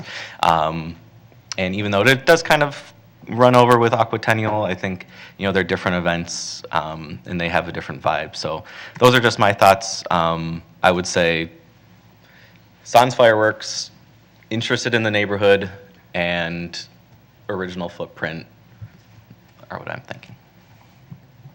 Thank you. Vice President Smith? Thank you. Now, I liked all of the options here. I don't celebrate the 4th of July, but I do celebrate Juneteenth. So I'm excited that Commissioner Menz was smart enough to mention that. Good job, twin. But I'm not a fan of fireworks, but that's just me personally. But I know that lots of my colleagues celebrate this holiday, and lots of folks across the country do. I love the idea, like Olson, of the neighborhoods, what that would look like, and ensuring that each area of maybe the city, that we can put the same energy into it so that the one in North looks like the one in South, given the demographics and the dynamics of the community in North Minneapolis. And so if that's drawn in community members to say, what does this look like, a successful celebration for this July 4th holiday, and what does that feel like for community? So then we are sending people to spaces. As always, violence is a great deal of concern for me. Having 8 people shot last 4th of July was a big deal, especially because 4 of them were juvenile, I think, if I recall. And so it is concerning. I know that the firework holiday starts in June in North Minneapolis in particular, so I'm always concerned about that, because there's lots of community members that just suffer from PTSD without the understanding of deciphering what's a firework, what's a gunshot. I don't have to wonder if I hear a firework in my neighborhood, is that a gunshot or is that a firework? Like, it happens on the 4th of July. My neighbors all walk around and say, hey, we're gonna shoot off fireworks, is that okay? Yay, nay, whatever. Not every community is like that, so I think that any way that we can help kind of lessen the burden and the fear of community that folks are dealing with, the easier. And so I do love the idea of the neighborhood celebrations.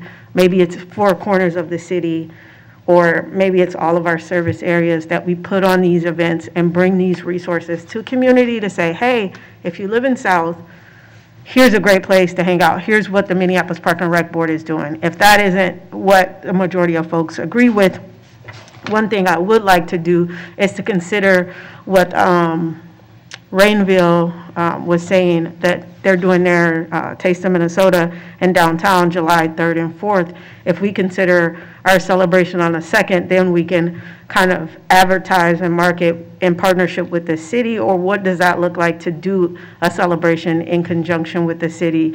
As we know, downtown Minneapolis is kind of a stone's throw away from here, and we also know that it will be overwhelming for the police department that has to kind of manage what potential chaos may ensue. Thank you.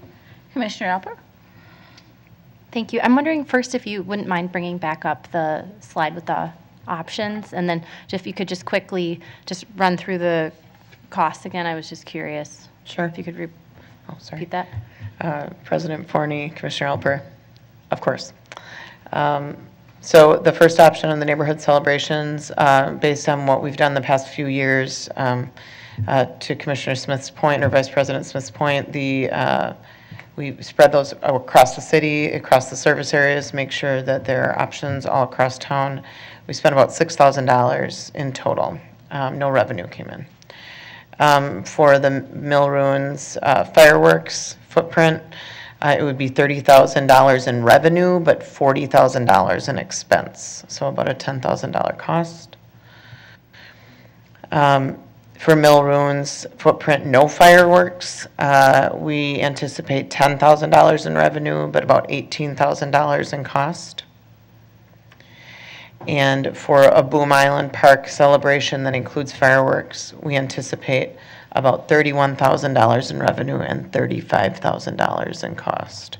So really, this option is the kind of cheapest option based on our projections, but they're all really close. Sure. Within Yeah, about thank you for $1,000. that recap. I guess I just did a quick perusal of how much fireworks cost, so out of how much, out of these costs, how much we have to allocate towards fireworks, and looks like $1,000 a minute, which to me sounds pretty much like taking a bill, like money, and just lighting it literally on fire. So I guess I'm really open to the idea of not doing a fireworks show this year. There are a lot of neighboring communities, private entities that put on fireworks. I'd welcome,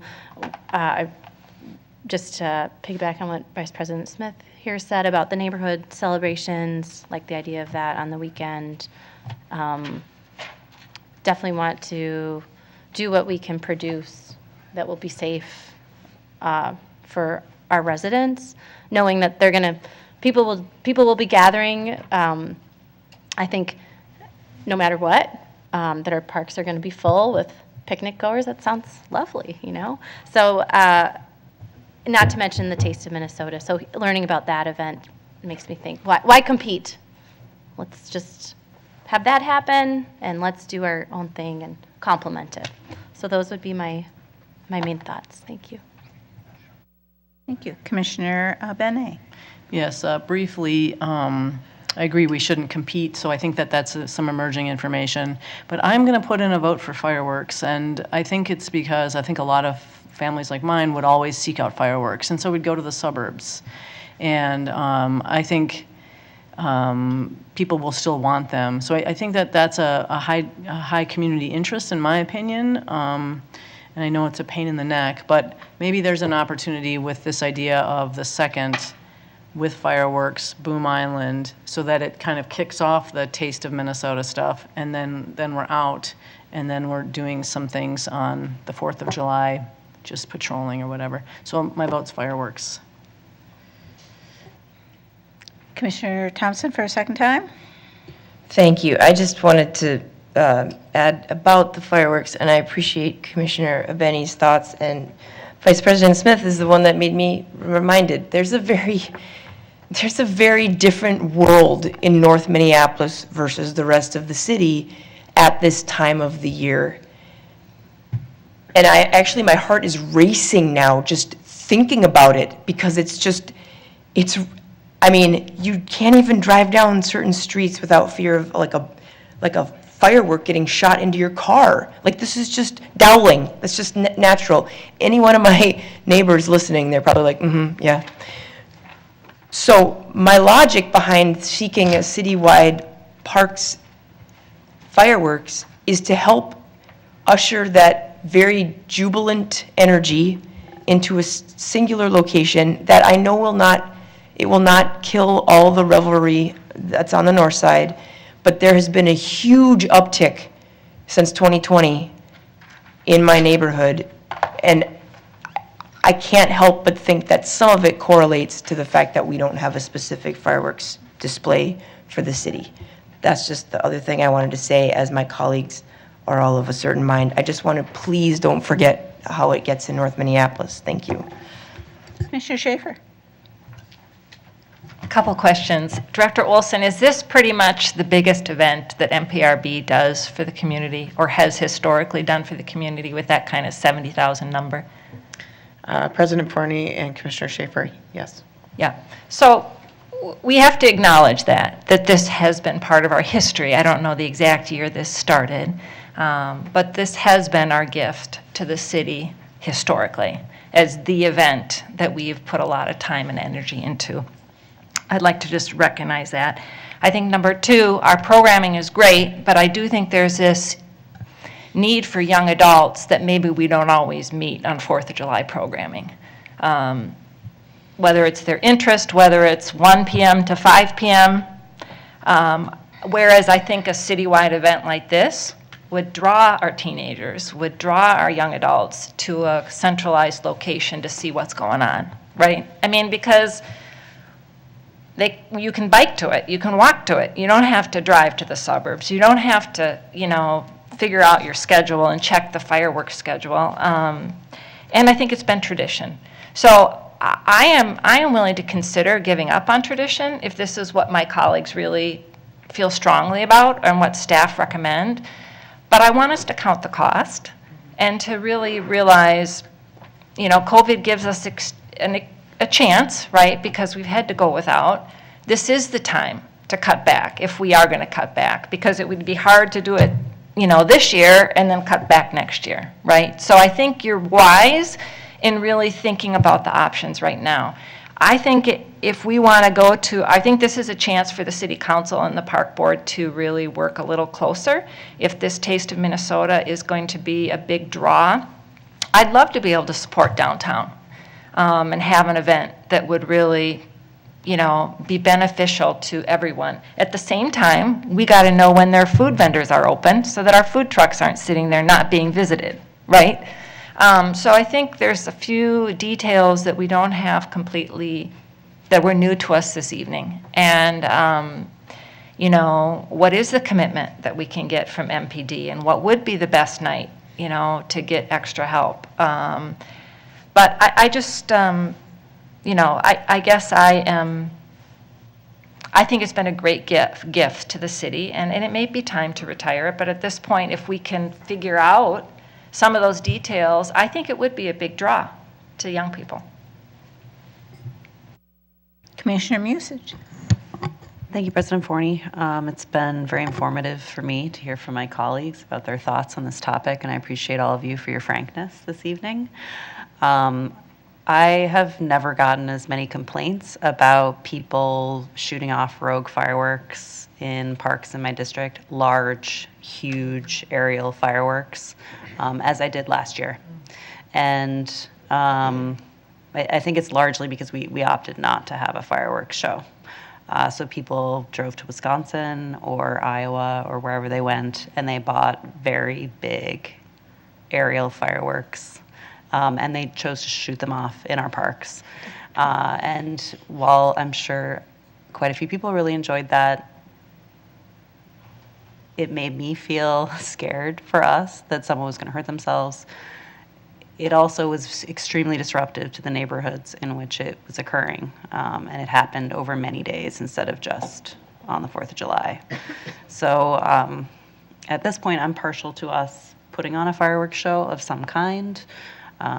Be it the 2nd or the 4th. I think either one of those dates makes more sense than, say, the 3rd would be my preference for us to pursue planning around, just so that we are giving people an opportunity to have explodey things in a more controlled environment than the free-for-all that we experienced last year. And if it does not resolve the free-for-all component that we are experiencing in the city, perhaps we then reassess that next year. But my hope would be that if we as an institution were to give the people of the city a place to go experience that experience, that we would not see as many DIY fireworks shows in the city. And I'll leave it at that. Commissioner Menz for a second time. Thank you, President Forney. This has been really great discussion. So I would be supportive of a fireworks show on the 2nd in coordination with the city, Taste of Minnesota. That sounds like a really awesome idea. But I would also like to reiterate, as we move into the future, to think about equity of funding for celebrations, especially around the Juneteenth holiday. It's a new holiday for a lot of us in the community. And I know that I personally and a lot of folks in the community would like to see that be celebrated in a more vibrant way and not just isolated. So I'm advocating for maybe even some equity of funding in that in the future, or just the consideration that they're parallel holidays. Thank you. Okay, my 2 cents first. 10 years ago, about this time, Chief O'Hara and I went to the Powderhorn neighborhood. It was always the tradition. The Powderhorn always had fireworks, okay? And exactly the same questions that we're having right now is what was the reason why we were meeting with them. Capacity. That is the big, big issue. And I will never forget Chief O'Hara saying, every single solitary police officer in this nation is working that night. It is, well, I mean, we're the most vulnerable, I guess is the thing that I'm trying to say. And Powderhorn doesn't have it and hasn't had it for 10 years, okay? And what should we say, life is fine. So I guess I wanted to frame it maybe a little bit differently, and that is, what is our mission, okay? I appreciate the comments about the fact of engaging, young people and everything like that. I'm just really intrigued, and I want to try the laser. I think, that could be a really, really exciting thing. I have to say, I do not like fireworks. Every dog in the city can't stand fire, or in the nation for that matter. Anyway, it's whatever. It's not something I celebrate. But I think our mission is to gather people. It is to give them opportunities, to get them into our parks. And how we do that, yeah, it's some sort of tradition that we did fireworks. I don't know where the heck that came from. But like I say, Powderhorn isn't doing it, and, life has been okay, whatever. So I would seriously like to encourage us to try something different.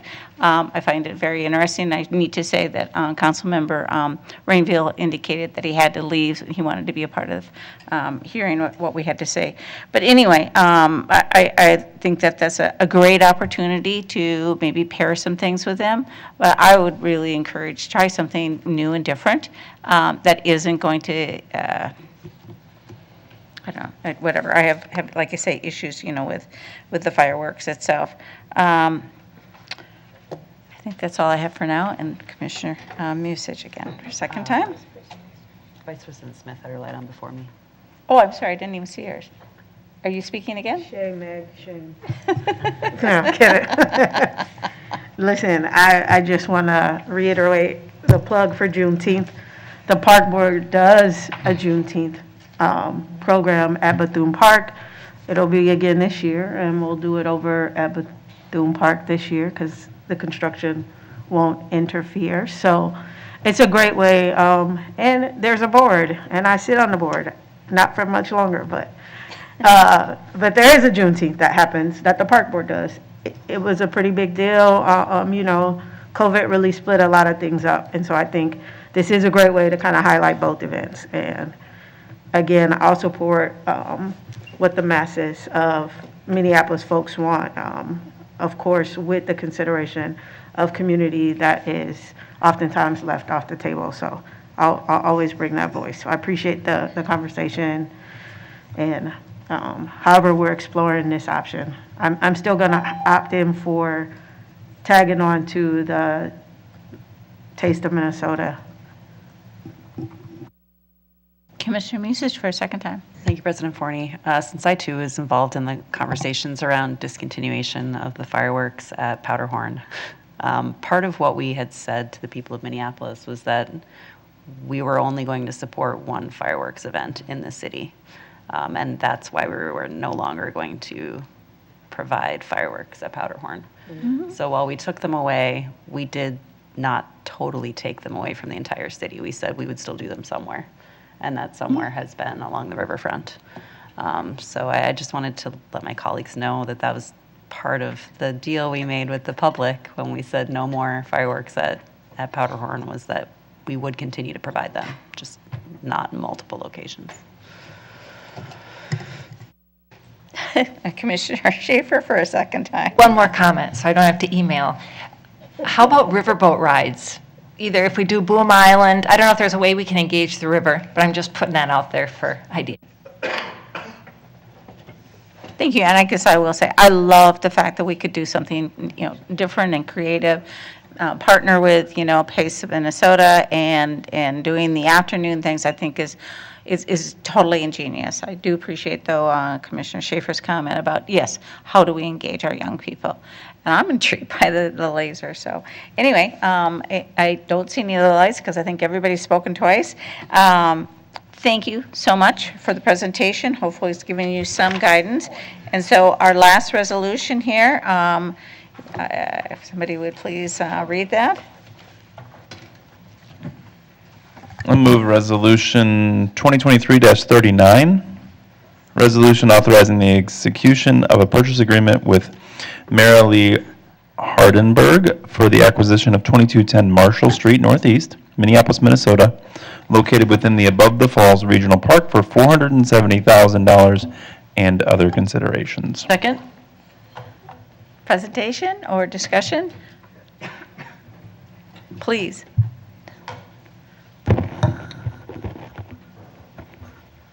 Thank you, President Forney, Commissioners.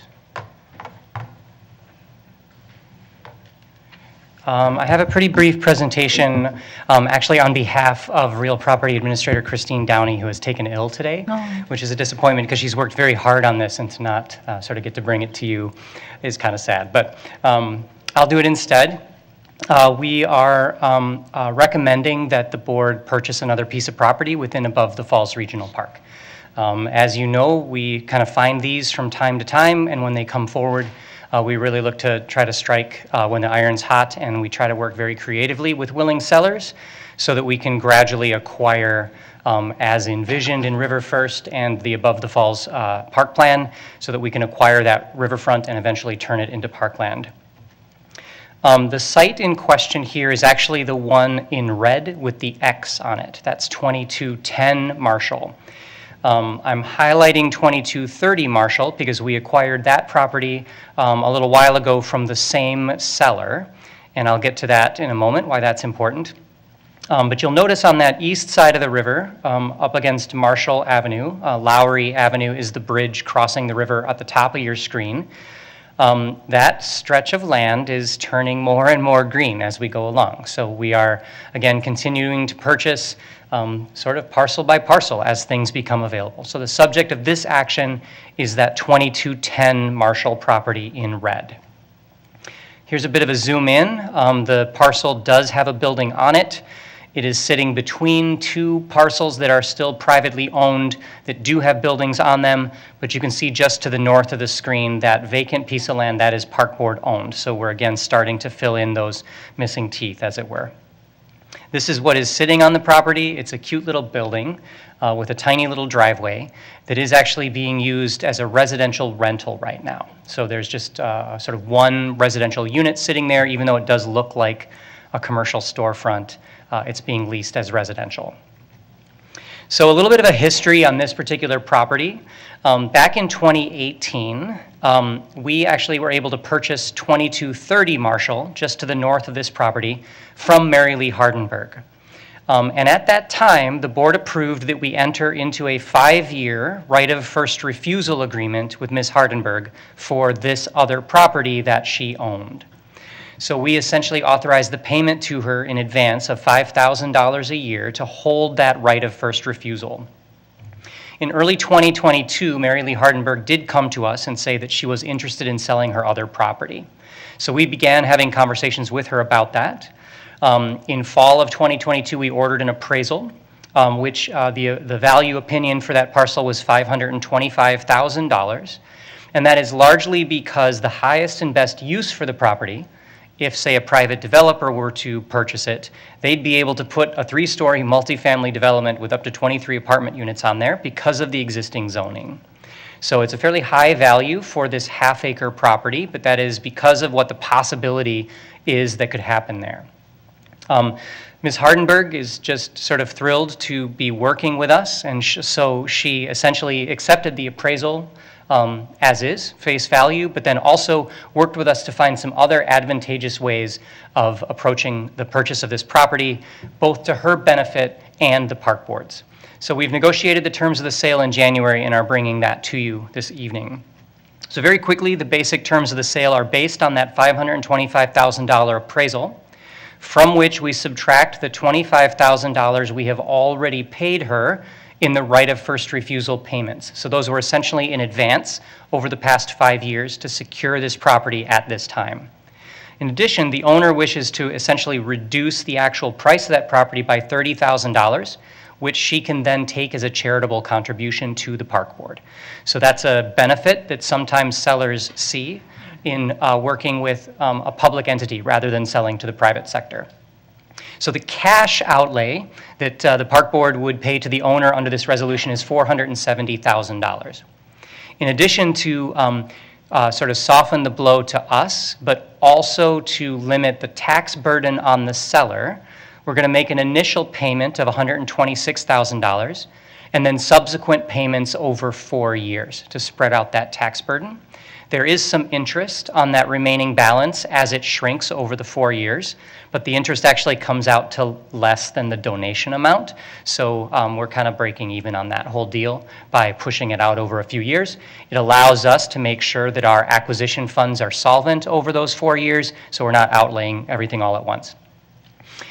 In addition, the building does currently have one residential tenant. There has been no expressed desire for the tenant to break that lease, so we expect we will continue that lease. And MPRB would seek to continue to lease that building, either to this tenant or some future tenant, for as long as the building would exist until we can knock it down and turn it into parkland, similar to what we do with some other buildings that we do own along that east side of the river. So that's the proposal in front of you today, and I'm happy to take any questions. Commissioner Musich. Thank you, President Forney. Please give my thanks to Ms. Downey for continuing to bring more property along the riverfront into the public realm. It's very exciting to see that someday people in Northeast and North Minneapolis are going to have the same access to riverfront that residents of my district have had for many, many decades. Just knowing that we are prioritizing the natural environment and recreation of some of those natural buffers that our waterways once had is a legacy that I'm thankful that the residents of Minneapolis support us in doing. Because without their support of our budget, we would not have the funds to be able to buy these properties and put them back into the public realm. So thank you, residents of Minneapolis, for supporting this work.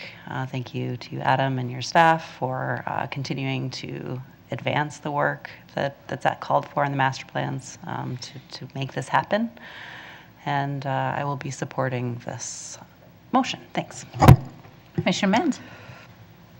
Yes, fully supportive of this, and thanks to Christine Downey again.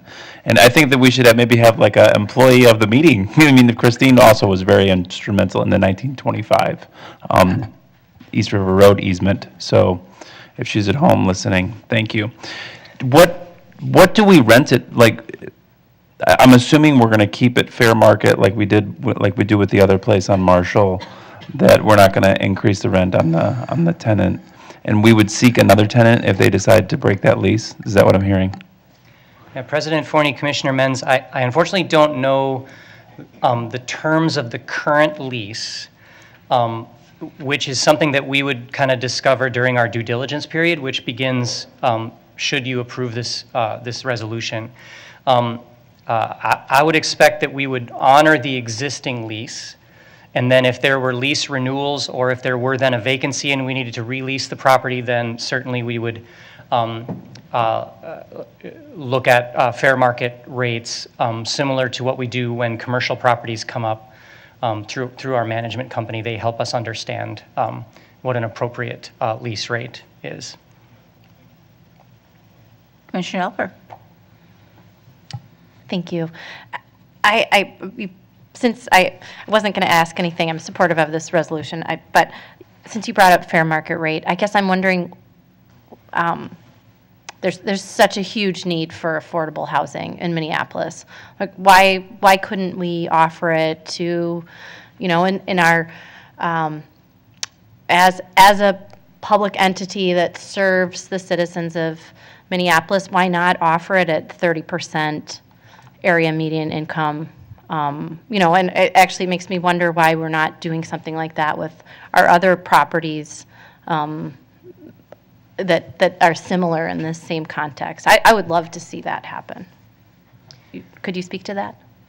President Forney, Commissioner Alper, without getting into hard numbers, which I just don't have at my disposal, we have very few actual residential rental properties within our system. There's maybe 2 or 3 on that side of the river. In fact, one of the others is the other Mary Lee Hardenberg property. Those properties are not high-quality residential units and are probably near the level of the naturally occurring, like, affordable rental rates. That's something we can look into. This board certainly has the option when we do lease renewals to change the terms of those leases. And I think during the due diligence period on this particular property, until we take possession of this property, that lease stands as is, and we would likely have a legal obligation to honor that lease as it's written. And then if at which time it were need to be renewed, or if the tenant wanted to move out because maybe they didn't want us as a landlord, then that would be an opportunity to reconsider lease rates. And all leases that we write do come to the board for approval, commercial, residential, everything, and require 6 votes to be approved. So that would be an opportunity for this board to take a stand on those lease rates. And if I may just respond real quick, just to say that I would be interested in seeing what that looks like, not just, the lease is X, that we believe that this is fair market rate, but what is the fair market rate for the property? What would be the other options for us to consider? Thanks. Commissioner Abene. Well, and I just would like to say, also, I think an acknowledgement of Mary Lee Hardenberg for being a good partner on this and seeming to, prefer to sell her properties to the park board, to the citizens of Minneapolis is appreciated, and I'd like to just acknowledge that. Thank you. Absolutely. No other lights? Okay. I too want to just our gratitude to Mary. Lynn, Mary Lee, I wish she was here, whatever. I understand that she's a great traveler. And anyway, but more importantly is I want to thank, I know this was a team effort. I do appreciate Christine and what she did, but I know that Assistant Superintendent Schroeder, I know you, Director Iverson, so many people were involved in this. And it just, I get so excited seeing that map filling in with more green. And Commissioner Musich said it very well, to protect our riverfront and have access to a riverfront just is That's what our mission is. Thank you very much. So out of respect for our staff, I am going to recess the board instead of going to Ps and Cs right now and go to our next committee meeting, which is Standards and Conduct, and Vice President Smith. Point of parliamentary inquiry, do we not need to vote on that? So sorry. I got too eager. All right. So would the secretary please call the roll on this wonderful purchase? Commissioner Thompson. Aye. Commissioner Schaefer. Aye. Commissioner Olson. Aye. Commissioner Musich. Aye. Commissioner Menz. Aye. Commissioner Elper. Aye. Commissioner Abene. Aye. Vice President Smith. President Forney. Aye, aye. And You now have I'm 9 going ayes. to- And now I will recess the board. All right. Get my life in order. It is 7:04, and I'd like to call to order the Standards and Conduct Committee. Secretary, can you please call the roll? Pardon me, just 1 second. I have to make sure I've got the right list here. Okay.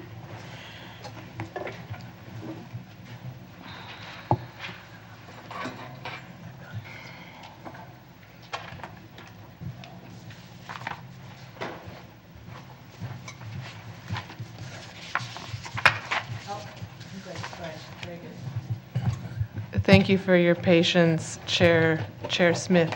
Commissioner Schaefer. Here. Commissioner Olson.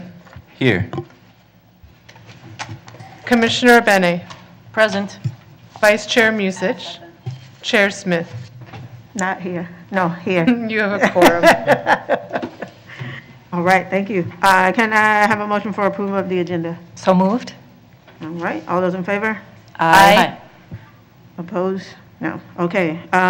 No minutes. 'cause We didn't have have- minutes. I would like to Yes, move we the did. minutes. of January 4th. January Just 4th, kidding. 2023. Can I have a motion to approve the minutes? I just made one. Oh, there we go. Yeah. Second. All those in favor? Aye. Aye. So it moves. We have one action item. Would someone like to read the resolution? I can move Resolution 2023-40. It's a resolution amending the Minneapolis Park and Recreation Board rules of the board. All right. Do I get a second before discussion? No All right. second in committee. There we go. Commissioner Musich. Thank you, Chair Smith. I appreciate you bringing this item forward on the agenda this evening for our consideration. Due to the comments that we received from the public at our last board meeting, I worked with our legal staff and Superintendent Bangora and Deputy Superintendent Ringgold on the language that you see before you to amend our rules to require the park board to provide a tool for us to send out our newsletters. I did this for a couple of different reasons, primarily so that people would have an opportunity to be able to request information from commissioners that choose to do newsletters in a format where the mailing list is controlled by the entity that we are representing as elected officials, rather than having to utilize a private service that we may then be able to use their personal information to communicate with them for political purposes. As an elected official, I have regularly written a newsletter. I've done so utilizing MailChimp. That tool, for those of you that are unfamiliar with it, is a private tool that I am the owner of any data anyone gives to me. I don't use it for any other purpose, but I could if I wanted to, because the park board is not managing that space. So understanding that that's not probably what people expect of us, that they would prefer to be able to provide the government with their email address for only government purposes, if that's how they choose to interact with us. I put forward this change in our board rules. I also was able to verify that park staff are able to set us up with accounts. That's how the city council lists work. So every city council office has a mailing list that people can subscribe to if they want to get updates from that council person. When that person is no longer serving in that role, that list then transfers to the new recipient of that office. So this also provides some continuity for people. So if any of us should not be reelected, they could still get updates if they've selected to receive them in the past. So that's really the rationale for how I got here, and I'm happy to hear from my colleagues if they have suggestions for an improvement to the way that this works or questions about how we would utilize Gov Delivery moving forward. Commissioner Schaefer. Thank you, Vice President Smith. Can we hear a little bit from staff how many emails are probably currently in the database and how that would work if all city commissioners would have access to all the emails in the Gov Delivery, and then District 4 would be just District 4, how that would work? That's my first question.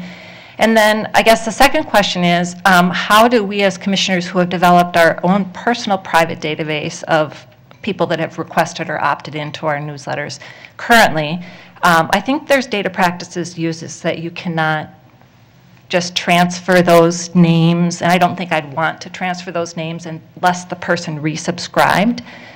So I'd like to kind of understand how that works. I think this is just, there's a lot of questions I have here, but I guess I'll start at the high level. And that is, I think communication is broader than just newsletters. I think the commissioners could use a discussion around social media.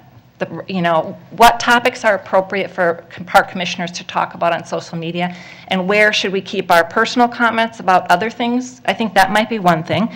I think also that the idea of a website, do we as commissioners want to use a website? For instance, I use communication pushing out from my website to social media, like a blog post or whatever. So I need to understand if this newsletter is then going to inhibit other forms of communication that maybe we have already established, and then how do I build on the network that I've already got clicking along for 2+ years now?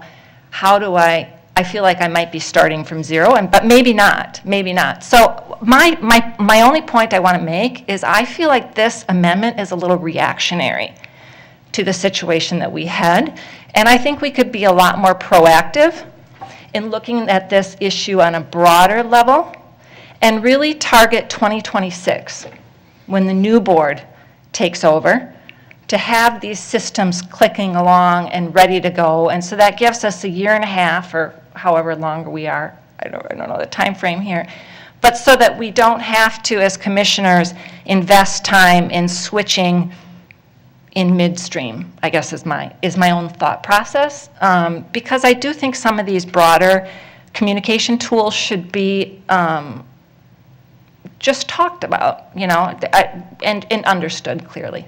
But that being said, we all know state law and we need to abide by state law. So that could be made very clear if some of us are unclear on that. But I think it's a little reactionary and not proactive. And I think it might be a better transition with when there may be a change in commissioners. That's all. Thank you. Commissioner Olson. Yeah, so I had a couple amendments that I think we can discuss. My bad, go for it. Oh, sorry.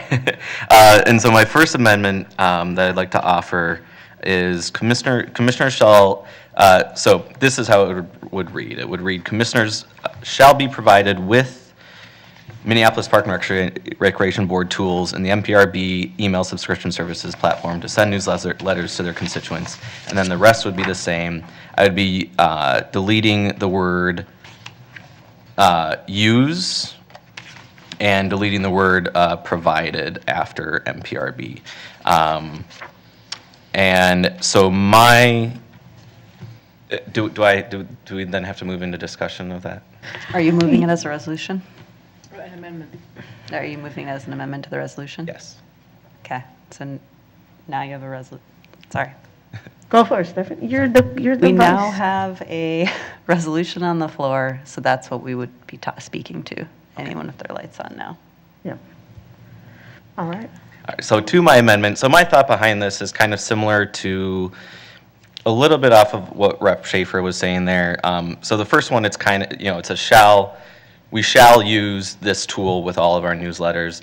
This provides us the tool, and we can choose to use it or not. I did reach out to Rep. Musich a little, sorry, not Rep. Musich, just in my brain, Vice Chair Musich, about this, and you did provide some clarification that, other campaign communications would not be inhibited by this, but I still do have some concerns about, broadly, what a newsletter is, if there's any information about what we're doing at the park board, and, it could be interpreted that way. I know staff are, saying it's not, but, maybe it could create complications. And also generally, I don't like being restricted from using various things. And I think if we were to make it more elective, in my own job, most of my job is writing updates and newsletters for state representatives. They can go through us, they can go through their own campaign, and 99% of them use me. They use the official side, and they use our program because it's easier, it's less scary because we're checking for mistakes, we're doing all this stuff. So I think if we made it elective, I think we would see most folks switch over to it anyway, without restricting folks who maybe have a unique situation that they're happy with. So that's my thoughts behind this.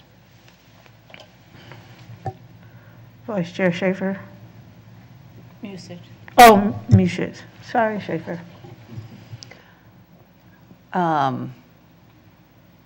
I don't quite know how I feel about the loosening of restrictions around the rules, because I think if you want to use a political platform to leverage your elected position to communicate out why someone should support you in the future, that's fine, and you can do that. But I do feel like if we are putting something out and we're saying this is a message that I'm putting out as me as your elected official versus as me as your elected official running for re-election, that people should be able to know that if they want to engage with me in that capacity, they're going to do it through this tool. And that if they're doing it any other way, it's me engaging with them as a candidate rather than as their public servant. So my preference, I guess, would be to keep the rule as is, to ensure that we're really being clear with the public that when we're functioning as this person that represents them, that we will be using government resources to do that, and that their data and information is being protected in the same way that it would be if they were to sign up for updates on a park project or to engage in a sports activity or any other way, that the government is protecting their data to an equal standard. So I would prefer keeping the language as is. And I don't know if it would help if Dawn were to respond to some of the questions, or if Director Summers could respond to potentially some of the questions that were posed initially, to maybe help us understand a little bit better the full impact of what's on the table for consideration this evening before we vote on this particular amendment. I would be happy to answer any questions, and I apologize, Chair Smith, that I was sitting behind this and probably didn't see me jump up, and I didn't get up here quick enough. So to answer the questions I think you had, Commissioner Schaefer, specifically related to how are these lists populated and what they look like. So my department, just as background, oversees and manages the GovDelivery program. We currently have 133,723 subscribers. Many of them subscribe to multiple topics, so we have 731 subscriptions. So we have some folks that subscribe to one topic. We have many folks that subscribe to multiple topics. The way each of these topics, and I should explain, we have 250 topics. So if you've been to our subscription page, some of those are bulk. So we have all the 80 some odd neighborhood associations. We have 47 recreation center list. We get into district news. We get into, we have special events. We have golf. Our top subscription list are, in order, golf, special events, jobs, environmental programs, and concerts. All of those have between 10 and 20,000 subscribers or more to those lists. An email subscription list, to Commissioner Musich's comments, is really, these are all self-subscription lists. And the best way to get people on your list, we have some that have very few subscribers, either due to the infrequency of the information going out, or there's just not a lot of news to share, or it's just not a topic that people are vastly interested in. And when it comes to like planning projects, we have a lot of activity, but when that planning project is done, we retire those lists. So these numbers reflect the fact that we also retire lists and so forth.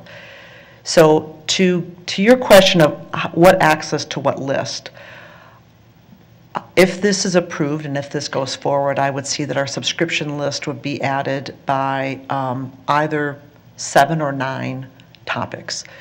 It's very easy if you look at the council or how most units of government do use GovDelivery or any other subscription list.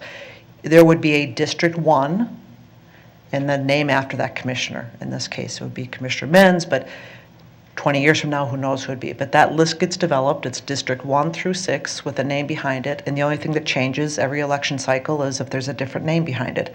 The list itself gets maintained. At-large commissioners are a little unique to our system compared to, say, a city council that has a specific, and there's 2 ways to do that. The easiest is to have an at-large list that people could subscribe to, and any one of the 3 at-large commissioners could respond to it. We could make it clear in our development of that topic header and training, if that's the route they go, that, who's responding. Or we could do 3 different. It's just that it gets to be a little bit awkward because if they subscribe to a particular at-large, it's harder to know how that list gets transferred over. That becomes very kind of not best practices. So I would advocate, if this goes forward, that we would have 7 lists. But again, I'd really look to you to give me some guidance on that. So once a list is developed, all of them start with ground-based 0, in essence. What we have done, so when we started this in 2012, we had a T times list.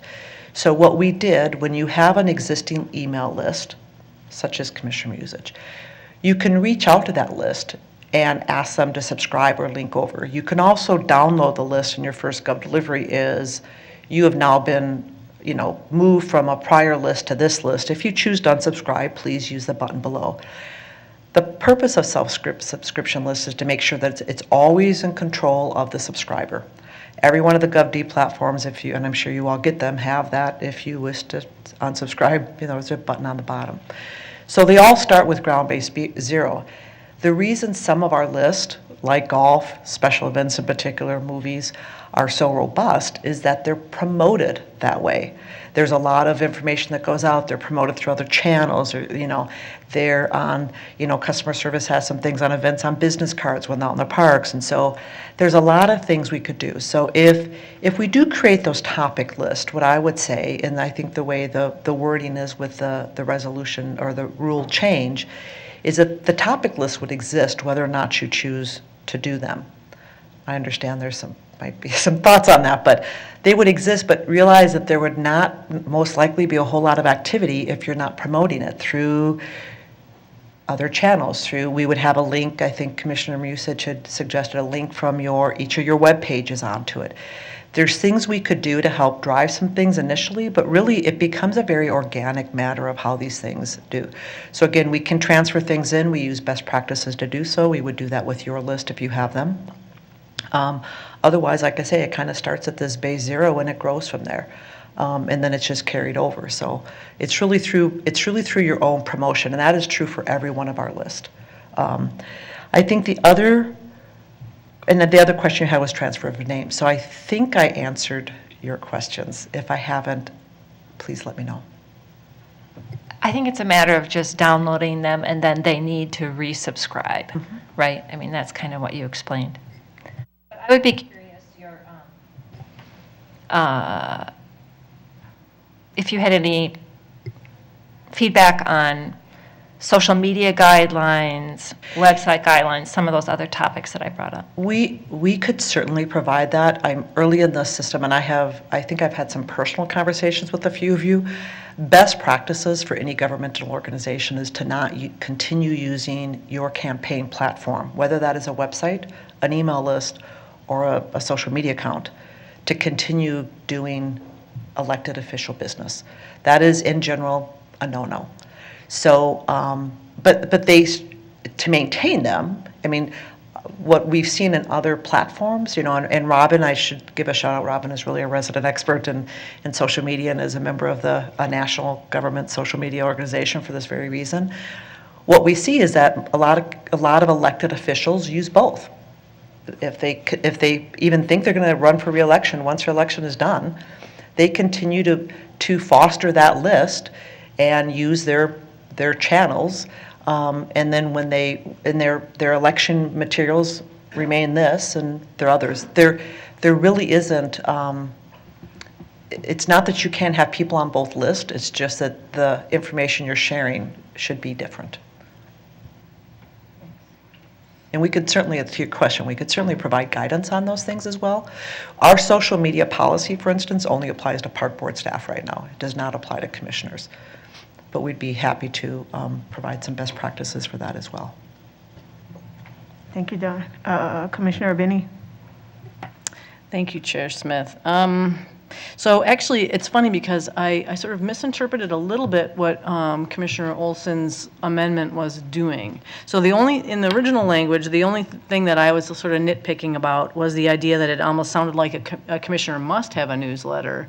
And I thought your amendment was sort of saying, kind of like for the commissioners that choose to have a newsletter, making that part of it clearly more optional. So, I mean, that being said, this one's tricky for me. I think it's probably worth trying this, honestly, but then I would also say for commissioners like me, I'm not making a newsletter, so, and I think that would also have to be okay too for, those of us that, have to prioritize sleep and family at some point. So, and not that the commissioners that do produce a newsletter don't prioritize those things, but I think they're just animals. They're just really, really good. So anyway, I think that I think I can support the language as originally written. Although I got what you were doing there, but I think I would support that. So. Thank you, Commissioner Forney or President Forney. Thank you, Vice President Chair Smith. I really love the perspective of Commissioner Schaefer and also Commissioner Olson. In essence, what we're realizing here, we've come into a new age, and we got a catch-up gang. How it is that we communicate with our constituents. I mean, there's so much opportunity, and with all that opportunity, there's an awful lot of pitfalls. And so I really welcome this amendment to our rules. But I also would like to have more study done of more aspects of the new way of communicating. I think, how we use Facebook, how we use all the social media that are way above me as well, I think is critical because our community, they are, looking for those opportunities to hear from us. And I am just impressed by the various creative ways that this board has used. But these, hopefully the amendment is to hold us to that standard and as we all know, as elected official, we are held to a higher standard. And we need to maintain the public's trust. And so I really, truly appreciate this, and I hope that we will set up something that either we can be used, but, for sure, for the next board to be able to hands-on immediately, move into this no platform, I guess is the way to say it. So anyway, I encourage everybody to support it. And I thank Commissioner Musich for the work on it. Commissioner Schaefer. Yeah, I support this direction, but feel like there has been some use of constituent funds for subscription services, et cetera, that we have committed to on annual basis that we just, would be a wash. My preference would be to look at this as an umbrella and get not just this little piece figured out, but get the whole big look and then amend our rules all at once. That's my preference. But I support what's the direction we're headed. I really do. But I feel like we're up for a challenge as a board. And I think instead of having paragraph 3, 4, 5, 6, whatever we would end up doing, I think it would be helpful to really, work with Dawn and others and figure out what would be kind of a holistic look at this. So I will probably not be voting for it, but it's not because I'm against this direction, but feel like there has to be a deeper dive, and I don't like to do reactionary resolutions. Thank you. All right. Any further discussion? All right, seeing none, we are taking a vote on the amendment proposed by Commissioner Olson. So, all those in favor, please say aye. Aye. Opposed? Nay. No. All right, 3-2. Commissioner Olson, you got your light on. Yeah, I had a second amendment. So this one, just at the last sentence, it would just add after of the email subscription tool and quality assurance. And just to go right into that, this one is just, I think a lot of why we're doing this is because there wasn't a second set of eyes to say, oh, hey, let's not do that. And I think this would be, we have the training, we have all the other stuff, which is good in this, but I think just having someone that can quickly proof it and be like, maybe not, let's not write that or whatever would be helpful. So that's the idea behind this. All right, any discussion? Oh, Commissioner Musich. Thank you, Chair Smith. At this time, I won't be supporting this amendment. I would consider a change to this rule after our budget discussions. Right now, we did not plan to have staff supporting our constituent communications in our budget for this year. So if the board decides to prioritize adding staff for this purpose over other purposes, as we're discussing our 2024 budget, at that time, I would consider an amendment like this to our rules. But since we did not build that into the budget for this year, I won't be supporting it. Thank you. Commissioner Olson. Yeah, that's very valid concern. Thought about that.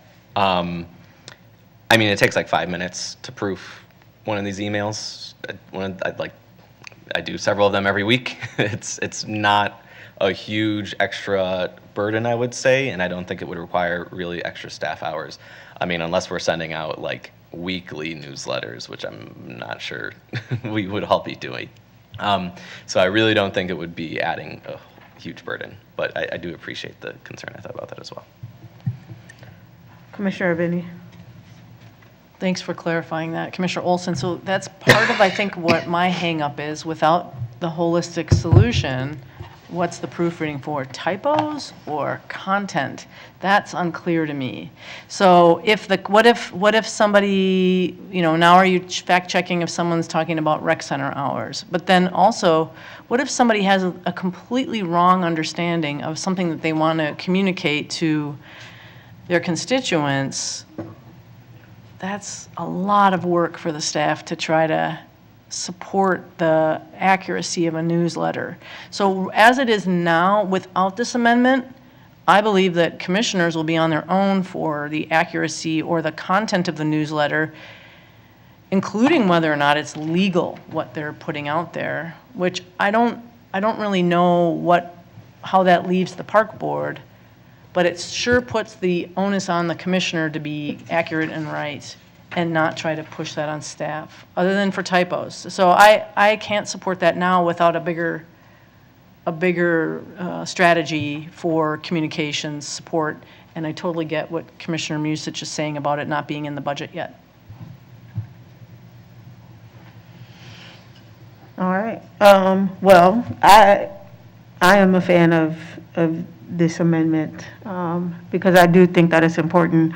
It's unfortunate that one of our colleagues have made a mistake that caused this reaction as brought forth by a member of the public. But I think that, additional eyes could always be helpful. I do not put out a newsletter. I know that several of you folks do in terms of the amount of times per month or per week you put them out. I do think that some sort of quality assurance, even from the staff, just to be like, yep, there's no typos. Wonderful, like if that's something that we need to add to the amendment, but at any rate, having a second set is always good, especially internally, because they can maybe just catch that this is a campaign email, not an update email. So I'll support you and your amendment also. So any other discussion? Oh, Superintendent Bangora. Thank you for recognizing me. I just want to just get clarity again. Is this suggesting then again at this point that staff are now going to be editing and reviewing newsletters? Is that what the amendment is asking or putting forward? Yeah, I was debating different things, but my intent is just proofreading for errors, illegal things. I've said this and I've kind of stated this before, I just want to be very careful here about putting staff in that position. I think Commissioner Bennett has stated very well. What that will do is increase the amount of time for staff to be then looking through those and then looking for liability, concerns, spelling errors, whatever it might be. Then those calls then go to Council Rice, for example, because we won't know legally, not every situation of how we can respond to it. There's layers to it. I think the onus is on, again, at some point, as Commissioner Misch said, at some point, if there is further need for that kind of level of review, that is something completely different than what we're talking about now. At this time, I don't want to put staff into that place to where they have to then look at something and then say, is this legal? Is this going to be a concern? And then having that go back and forth. Our staff are stretched tremendously. Our marketing department, communications department do a lot of work. This would be extra work, no question. And I can see many instances where we'd be coming back and asking the question, is this a concern? Is this going to create a problem? Does this put the liability of the park system? And you're putting it then on staff.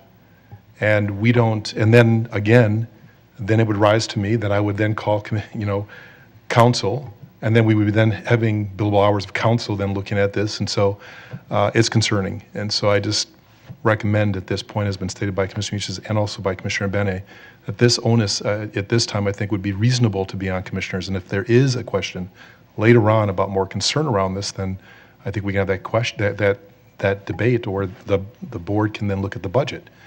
I just have a very concern about staff taking on that liability. Thank you for the time. Thank you. Commissioner Mins. I'm not on this committee, but thank you for giving me the quick opportunity to speak. As someone who does create a newsletter, I have someone who can proofread, although they didn't do a very good job because there was a edit this month.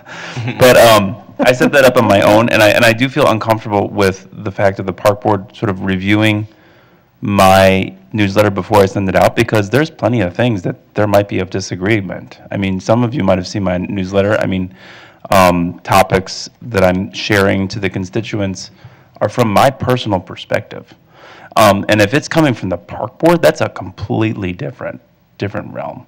And I don't know if, I think that Superintendent Bangor is right, there's going to be like legal issues, there's going to be questions. I mean, people can ask me those questions as an individual commissioner later. Like and Commissioner Alpert, I mean, she made a mistake. The consequences of that mistake are her own at this point, in my opinion. But it's risky to do these things. It's risky to communicate with constituents and with fellow commissioners, about what you're thinking. And I think it's something that we should do because it's important to share what we're thinking. But I don't think that the staff or the other commissioners or the park board should be necessarily reviewing, because they're going to review the content.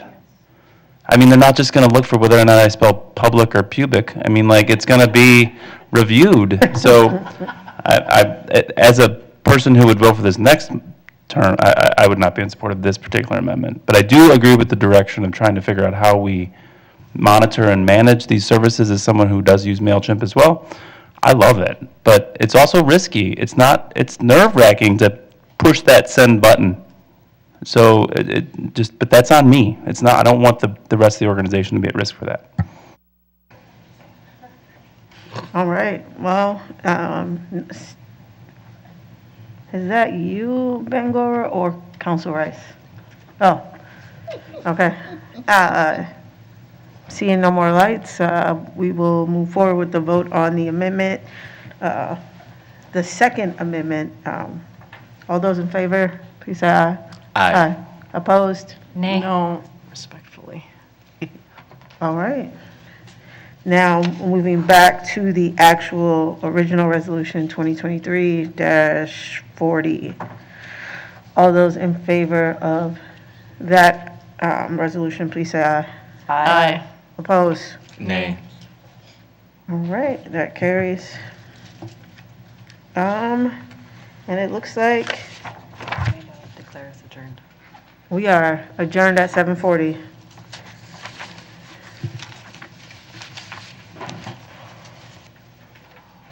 Who's up? Admin and Finance. The time is 7:40, and I'd like to call the Admin and Finance Committee to order.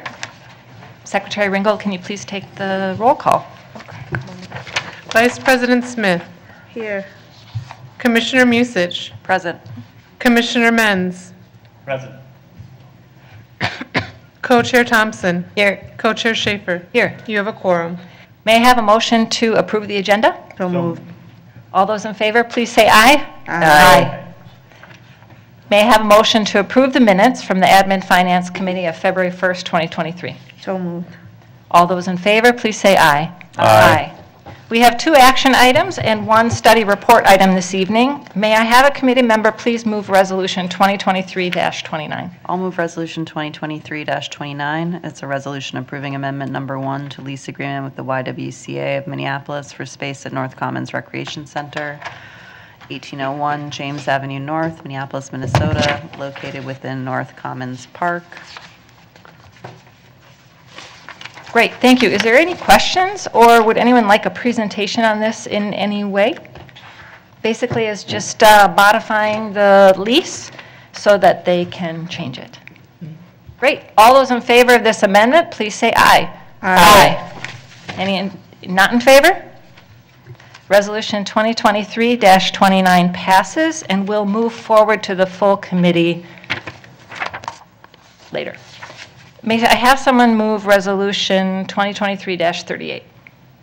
I'll move Resolution 2023-38. It's a resolution approving Amendment Number 1 to the use agreement with the Linden Hills Bocce Club for an additional 5 years at Linden Hills Park. Great, and I think we have Tyler Peterson here this evening to give us a little background on this amendment to the use agreement.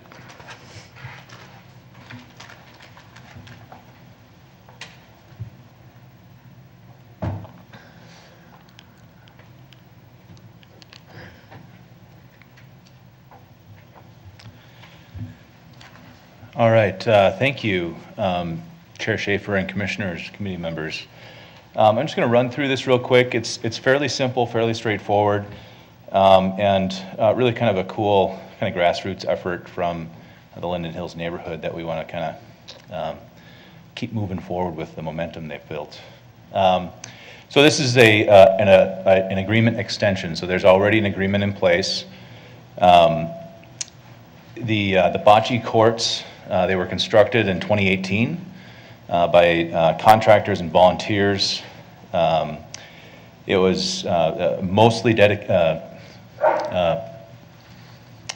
a donation. We did put some park dedication fees towards it. A little while after it was constructed, our own crews graciously put in some sidewalks to it, as well as benches around the outside, and some signage for rules and such, so people going to it on their own time, there's rules right there for them to check out. The primary user of the courts is the Linden Hills Bocce Club, who made the donation. They've grown to 24 teams over the last 5 seasons, playing 8 games per night and 4 nights a week. 208 games were played in 2022, and in 2023, the plan is to grow to 32 teams 4 nights a week for 256 games. And I think that equaled 128 players, which is pretty significant for one a couple hundred square feet of park space. The current agreement, 2018 through 22 bocce seasons, it was applicable to that. It does require renewal or extension before this coming spring season starts. There weren't any fees collected for the rental of the space because the bocce club donated, made a several $1,000 donation as well as time donation to the space. They've also done a great job of recruiting new players, so they've really done a great community service. The exclusive use of the courts is currently Tuesday through Thursday evenings, April 15 through September 15. Weekdays and all day Friday through Monday is open for general public use or programming by the park board. And the club donated a set of bocce balls for folks to use anytime the park is open. So the modifications for the new agreement, it's really similar. We've added a Monday night exclusive use to expand the club's memberships. There is no rent or permit fee for the courts in this agreement as well. We expect that fees or rental of the courts would commence at the end of this agreement, assuming that a new agreement would be created in another 5 years. The other thing we added, so we can kind of prepare for that and that next agreement, and just to have some transparency with their work and their club, is to just report yearly membership statistics, like number of members, cost of membership, number of teams, games played, dollars spent by the club on maintenance, as well as time on maintenance, because they do all the kind of a big spring maintenance session every year to kind of re-level the courts, as well as dragging a rake across the gravel surface several times throughout the nightly games. The exclusive uses, they do have most weekends, most weekend evenings, and it does serve up to 128 people on 32 teams. So there's a good chunk of the community in this neighborhood. And it does really align with our own goals and strategies that we've built over the last couple of years, supporting people's ability to age in community through inclusive engagement, programming facilities, passive and low impact recreational opportunities. It's, as you all know, pretty low impact and very fun. And then the other item that it kind of aligns with our own goals and strategies is to encourage this and support healthy play for all ages and abilities. We did install that sidewalk up to it, so it is an accessible space, which is pretty great, easy to walk to and get to. So the rent and future agreements, as I mentioned earlier, the rent cost for the exclusive use of the courts would be established towards the end of the new term in 2027 in preparation for the 28th season. It seems like a long ways away, but the last 5 years went really fast.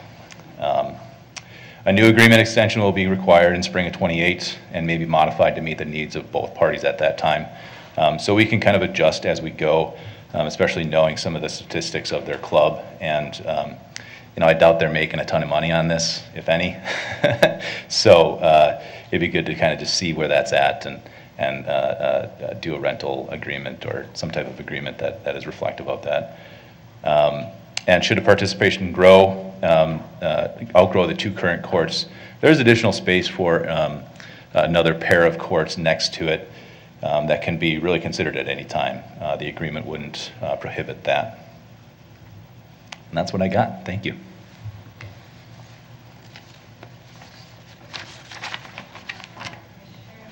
Go ahead. Thank you, Co-Chair Schaefer. So I formerly played on a bocce league in Northeast at the courts that are in Beltrami Park. Do we have a similar agreement with that bocce league for the courts in that location, or is that league run by the park board? Co-Chair Schaefer and Commissioner Musich, that's a really great question. I don't know the specifics around Beltrami. That would be run by the Recreation Division. Does anybody? We can get back to you with more information on that. Okay. Because I do like to see consistency across the system in terms of agreements that we have with partner groups that are similar in nature, which this seems to be. So I'm not super comfortable moving this out of committee until I understand how comparable this is to the agreement in that location. And then I just want to understand why we're not charging them a rental fee when they're blocking out such a significant portion of the usable time for this space. Is that because we're assuming that the cost of what it costs to put them in is still being applied towards us not charging them fees, or could you help me understand the rationale for that? Yeah.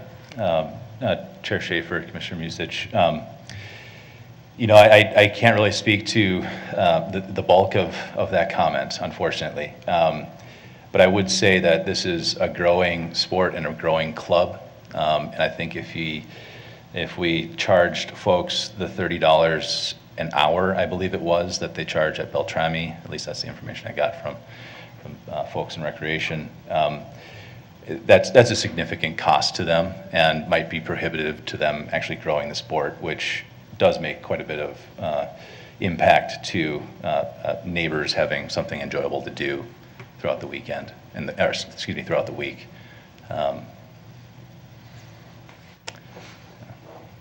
Okay, thank you. Tyler, I had one question for you. In the lease, it mentions that the Minneapolis Parks Foundation manages the finances of the club. Can you describe, they would probably know the annual income. And then does that mean the league people are sending money to the Parks Foundation?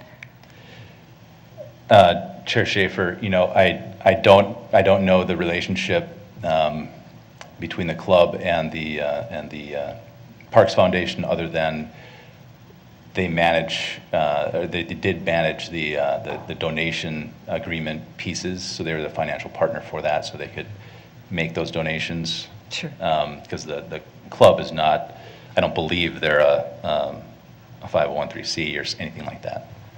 Okay. And you said you did not have the amount of annual income? I don't. Okay. Yeah. I would say that if we do pass this out of committee, I can round up a bunch of this information. Sure. They've been very willing to provide it, so I can get information on the finances as well as information at Beltrami. Some of Great. those. I think that would be really great to, Yeah. I think it's great that they're doing this, but I think those details are important. And then the one other question, and then we'll, Commissioner Menz has a question.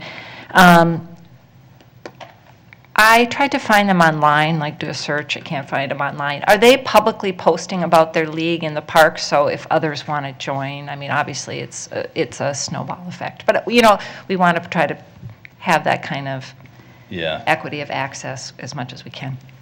Chair Schaefer, I also did a Google search several times and could not find anything other than a couple websites that had mentioned that, that they had a bocce league.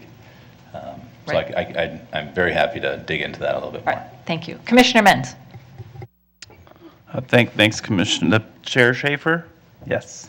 Yeah, I'd like to reiterate and thank Commissioner Musich for bringing that issue up around Beltrami. I'd like to know whether or not there is even an agreement with a club in Beltrami. I know that I've seen people play bocce there.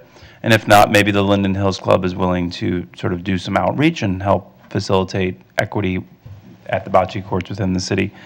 I do have a pretty strong disagreement to this current arrangement, only because I don't think that we're doing these consistently throughout the city or throughout sports or throughout athletics. So, and I'm going to come back to, we did a fundraising agreement with a group around Boston Field. So if they raise money and they fix up Boston Field, are we going to allow them to have exclusive rights to that field? I mean, that speaks, I mean, it speaks value. I mean, I know bocce is a smaller sport. We're trying to grow it, but we're also trying to grow softball. We're also trying to grow a lot of things. And it feels icky. Like this one feels kind of icky to me around like what is happening at the bocce court, and these neighbors want, and then you can't even search for it, and it's not available in recreation, and they don't have to go through ActiveNet. I mean, they're getting a sweet deal, and we're not charging them rent. So, and I know that they invested some money, so great, their money talked. Their money, you know, put a court on land that we steward, and then they get this sweet deal. So I would be willing to table it if somebody made the motion, but I'm not going to vote for it out of committee at this point.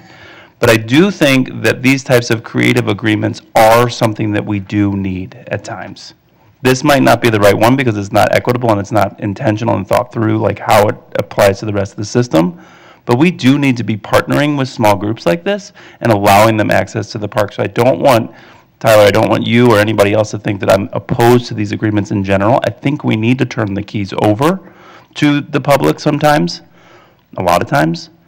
But we have to do it consistently, and there has to be intentionality around it throughout the city and throughout different parks. So I know that Commissioner Smith and I have talked about this around, you know, people want to be in our parks and they want to be able to program. I run a baseball club, Nessie Baseball. You know, we pay for the fields as much as we can. We try to get the cheap ones. We try, you know, so like how do we make this something that we can do with equity, with inclusivity, and not just for, I mean, you know, a small group that goes to Linden Hills. So, sorry, I won't be voting for it. But I do appreciate the work on it, Tyler. Commissioner Bene. Thank you, Chair Schaefer. I'm not on this committee, but since this is in my district, I have not heard from this group or anything like that. But I just want to comment after Commissioner Menz was talking about some comparables. I do think that bocce has a much smaller footprint than a whole field.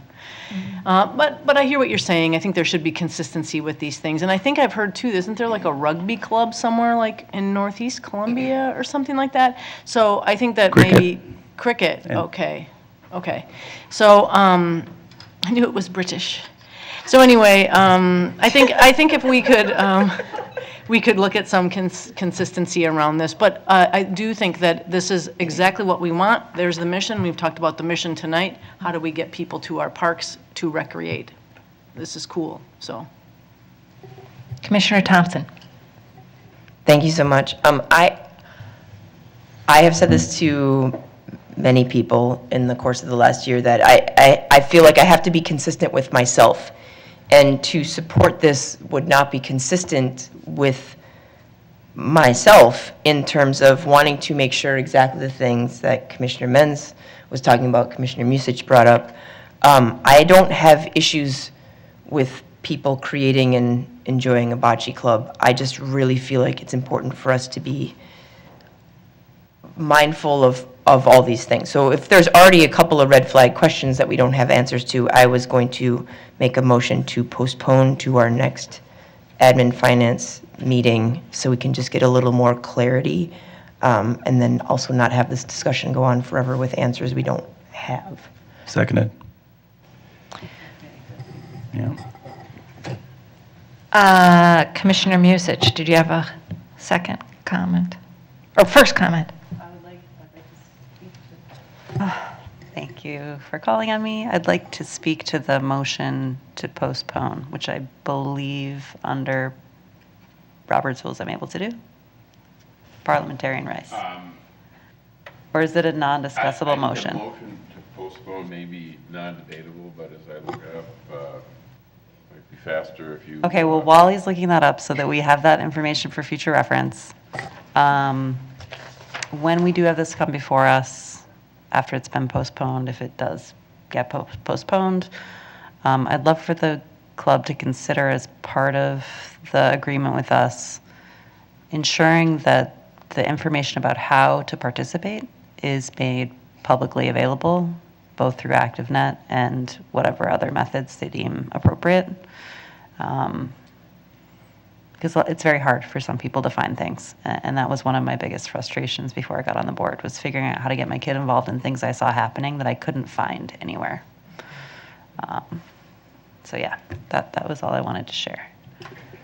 Okay, we have a motion and a second And to... you have a light. Oh, Parliamentary, Council Rice, did you want to speak to anything?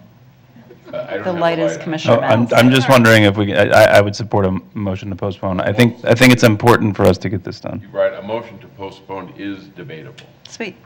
Then I wasn't out of order. Thank you, everyone, for entertaining my comments. Okay, we have a motion and, well, we don't need a second, to postpone. And I would like to add a date to that instead of just indefinitely postponing. Can we have a motion to postpone until March 15th? That's what I stated to the Okay. next admin finance Gotcha. agenda. Thank you, I did not hear that.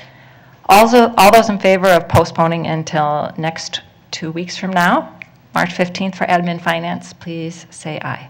Aye. Any against? Great. This motion will be postponed. And we have our next item.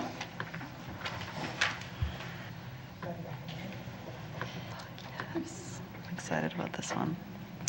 We now have a study report on Horace William Shaler Cleveland's 2023 naming.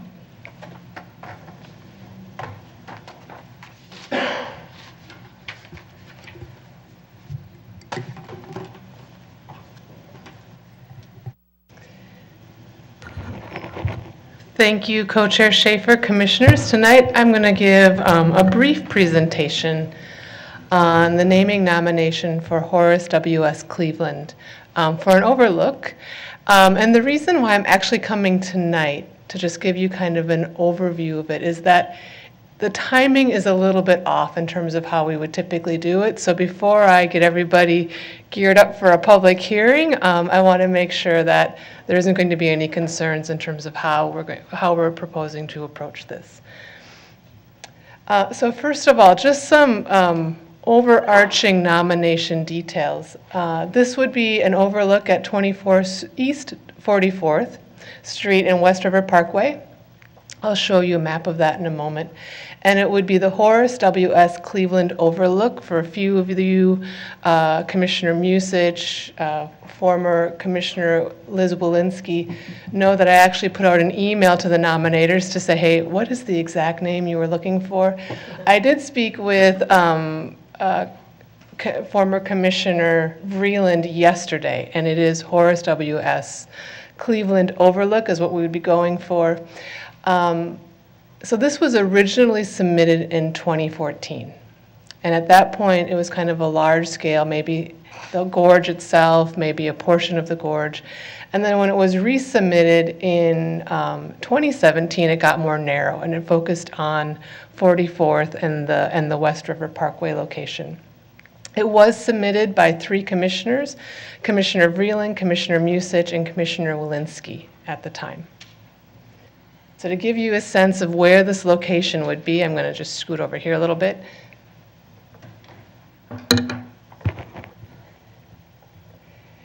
It would be this location right here where this green dot is. It's an overlook that would be then going over the Mississippi River.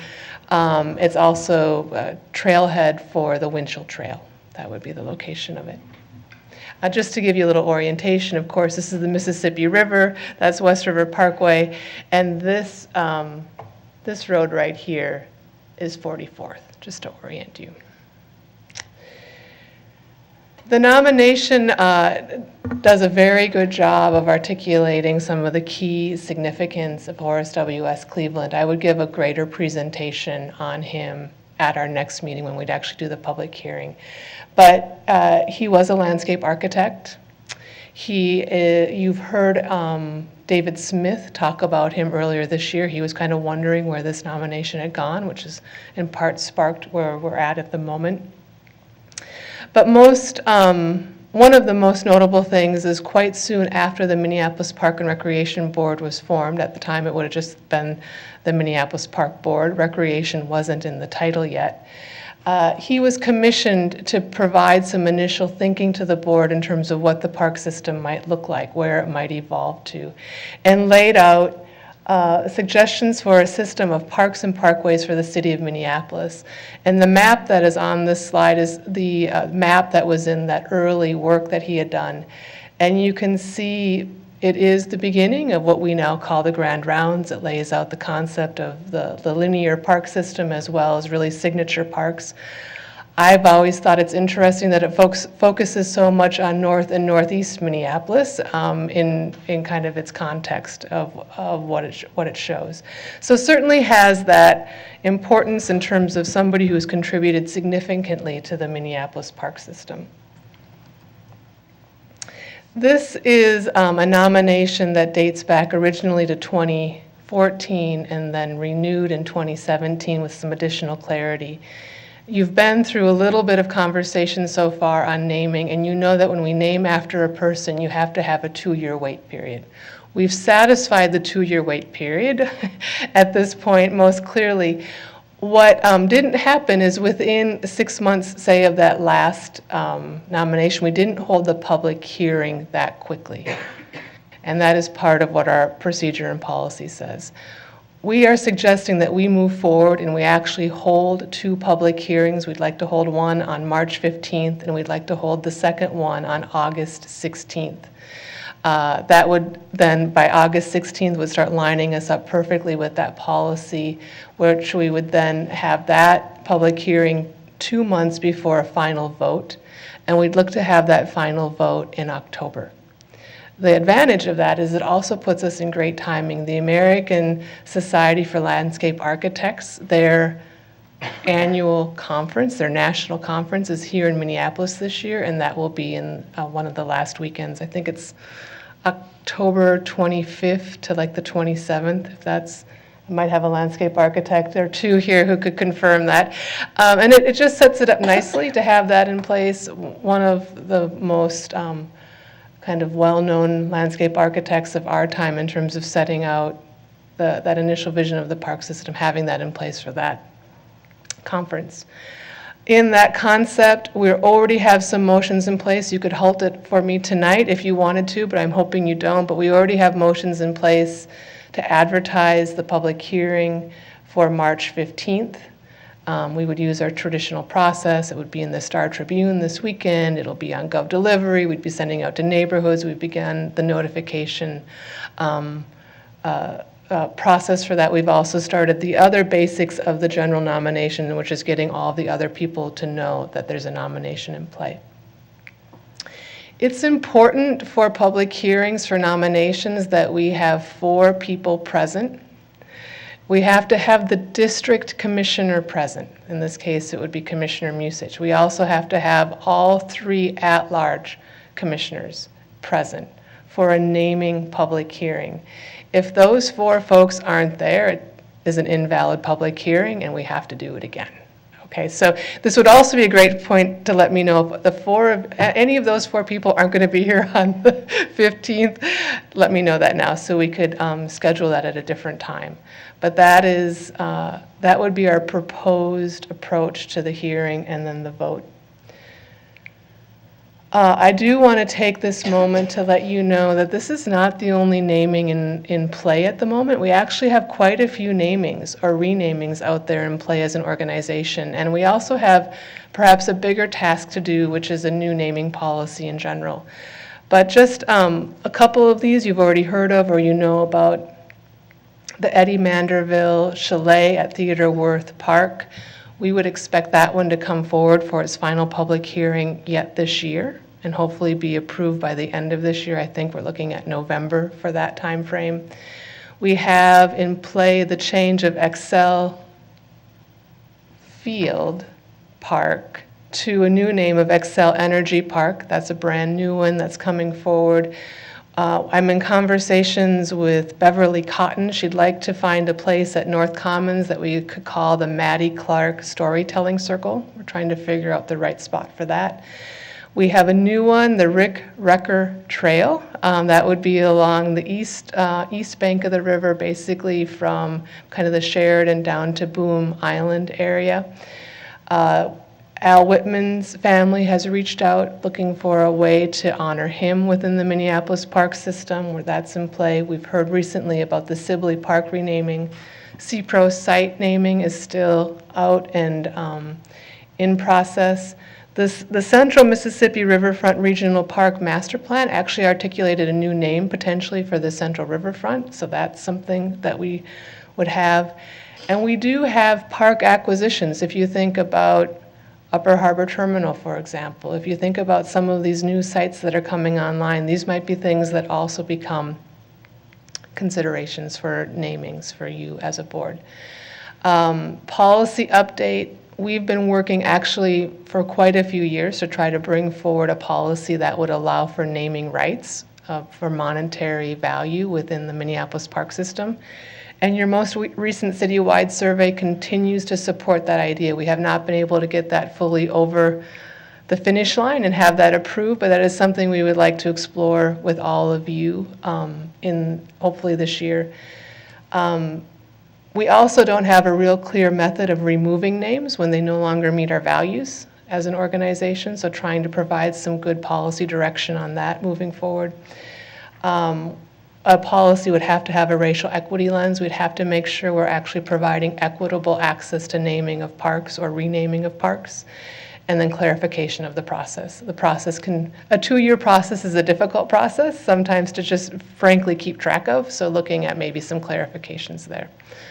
So I wanted to sneak in a few of those updates, but then mostly want to circle around and make sure there are no objections to moving forward with this schedule for the Horace Cleveland Overlook. Thank you, Deputy Superintendent. I appreciate that presentation. Commissioner Musich. Thank you, Co-Chair Schaefer. I'm talking a lot tonight. I apologize for that. I am very excited to see this finally moving forward as one of the initial motion makers to ask that we acknowledge the contributions to our city by Horace W.S. Cleveland. He's one of the fathers of the park system that really valued the natural world and valued it so intensely that he not only lobbied the government of Minneapolis to preserve riverfront lands for park use, but he also lobbied St. Paul to do the same. And so many of the public parks that we have along the riverfront are directly because of the advocacy and work of this man. So while I don't typically get excited about naming things for people, in this case, I feel like it is incredibly important for us to acknowledge the work that he did and inspire people to look to the value set that he put forward for all of us to look to, which is that the natural world is beautiful and deserves to be preserved and protected and respected for what it is, all by itself, without the intervention of humans. So thank you, everyone, for making this move forward. I'm super appreciative of that, and I'm going to find the actual quotes that he spoke in the public sphere about the natural world, because they are so eloquent and knock out of the park what I just stumbled over just now. So I will find that before our first public hearing. Great, thank you, Commissioner Musich, for giving us little historical tidbits there. No other lights? Oh, Commissioner Alper. Thank you for allowing me the chance to speak, even though I'm not on this committee. I just wanted to say that I had a chance to speak today with former Commissioner Freeland about this particular topic, and we had a good conversation about it, and talked about both the contributions of Horace Cleveland and also, I can't remember his first name, but Winchell. The Winchell Trail, and how this place has particular significance because it is sort of the trailhead for the Winchell Trail, and they were intersected in history. We also both, I just would like to acknowledge this, that we both lamented that here we are thinking about naming a park again for another dead white man. And I just want to be conscious of that as we move this forward and think about I hope that we can put the same enthusiasm that we're putting towards this naming process, bringing it forward after 2014 and 2017, and that we can do that same thing with other parks in our system, recognize the contributions that women have made, that people of color have made to our park system, with the same sense of urgency that we're moving this forward today. Thank you. Thank you, Commissioner Alper. Any other comments? Thank you, and I will now adjourn the Admin and Finance Committee. Okay, and I will note the time is 8:14, so I will say slowly, I would like to call the Planning Committee to order. And when the secretary is ready, if you would please call the roll. No hurry. Commissioner Thompson. Here. Commissioner Schaefer. Here. Commissioner Olson. Here. Co-Chair Alper. Here. Co-Chair Bene. Here. You have a quorum. Thank you. Would somebody please, on the committee, please move the agenda for approval? So moved. Any discussion? Those in favor of approving the agenda, say aye. Aye. Anybody opposed? No. So the agenda is approved. We have one set of minutes to move. Would somebody please? I would like to move the minutes from Planning Committee minutes of February 15th, 2023. Okay. Any discussion? All those in favor of approving those minutes, please say aye. Aye. Aye. Anyone opposed? No. The minutes are approved. So we have just one action item this evening. If someone could move the resolution as it appears on the agenda. I'll move Resolution 2023-33. Resolution approving temporary occupancy under Section 4F of the Transportation Act of 1966 for Hennepin County's Hennepin First Avenue roadway improvements within the Central Mississippi Riverfront Regional Park. Great. And actually, we have the opportunity, I think, to have a presentation from Carrie Christensen. I'd like to see that.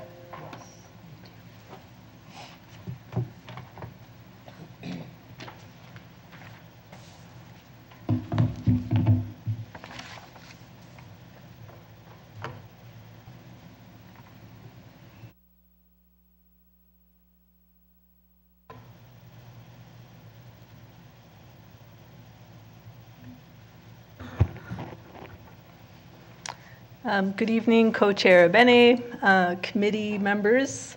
Thank you for hearing a little bit about the Hennepin and First Roadway Improvements 4F determination resolution we have before you tonight, which is a resolution approving temporary occupancy under Section 4F of the Transportation Act of 1966 for the Hennepin and First Avenue roadway improvements within Central Mississippi.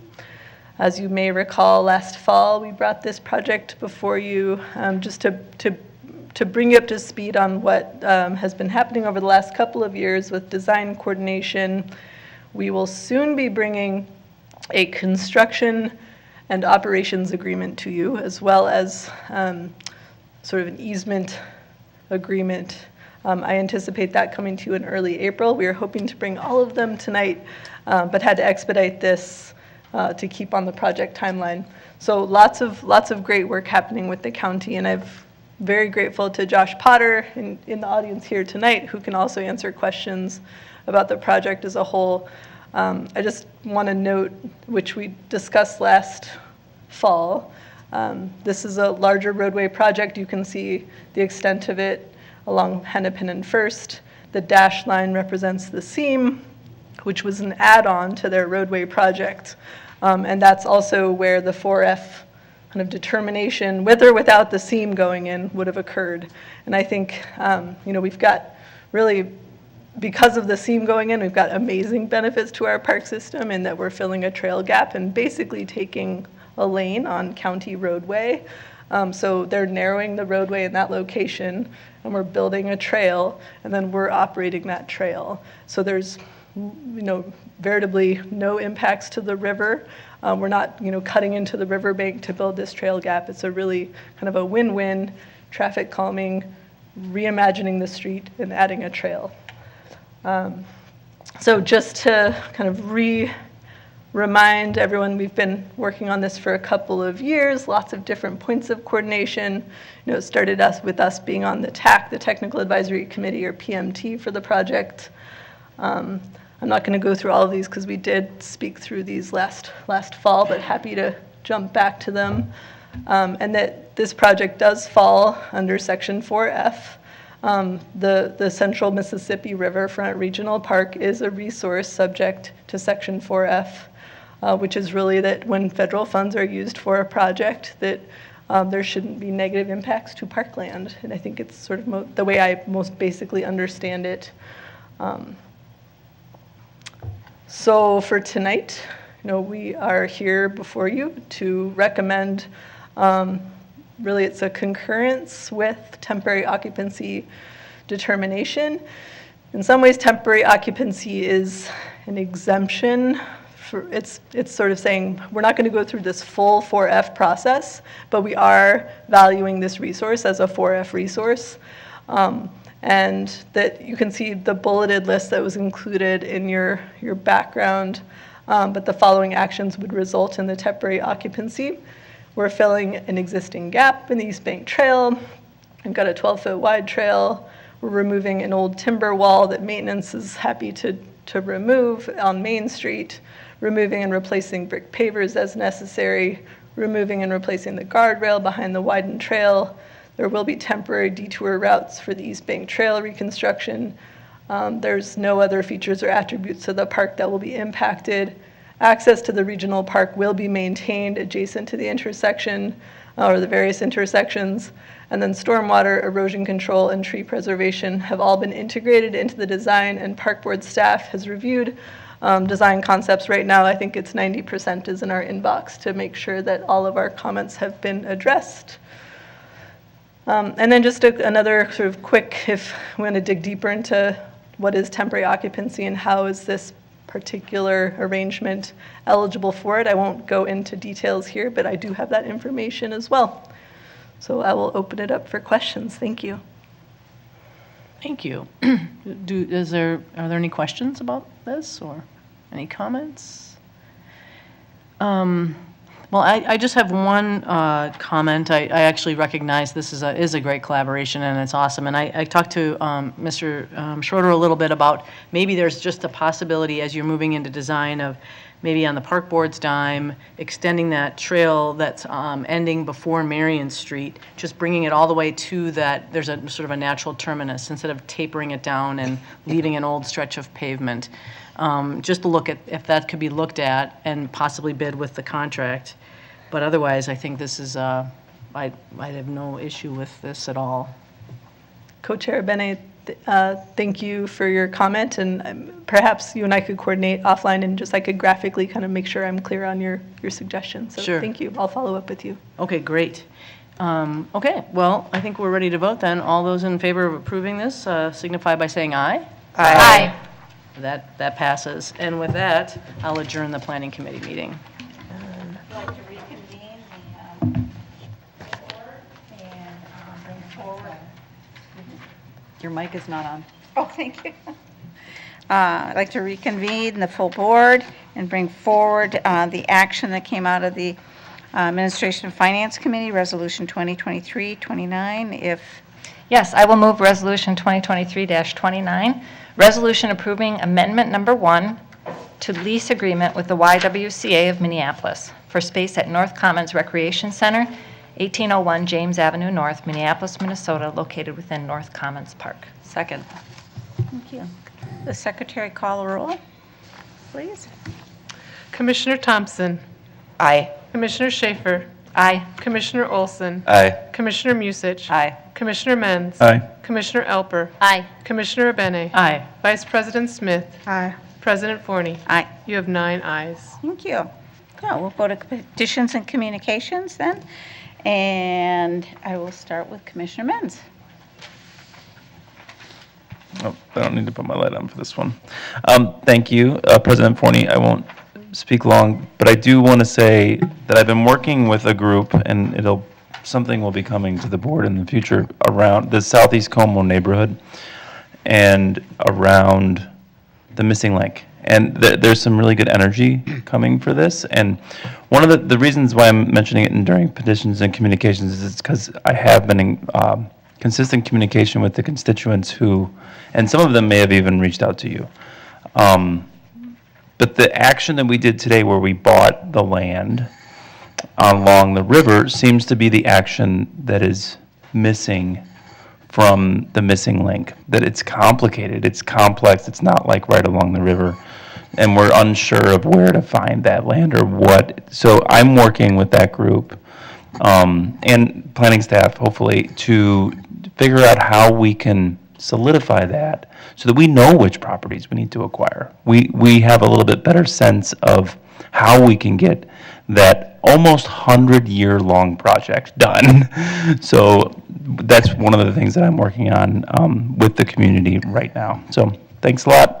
That's all I got. Oh, one more thing. All of you, I've been in 3 different hockey arenas in the past week. I've been to a lot of youth sports. You guys know I probably go. And they're not all for my kid.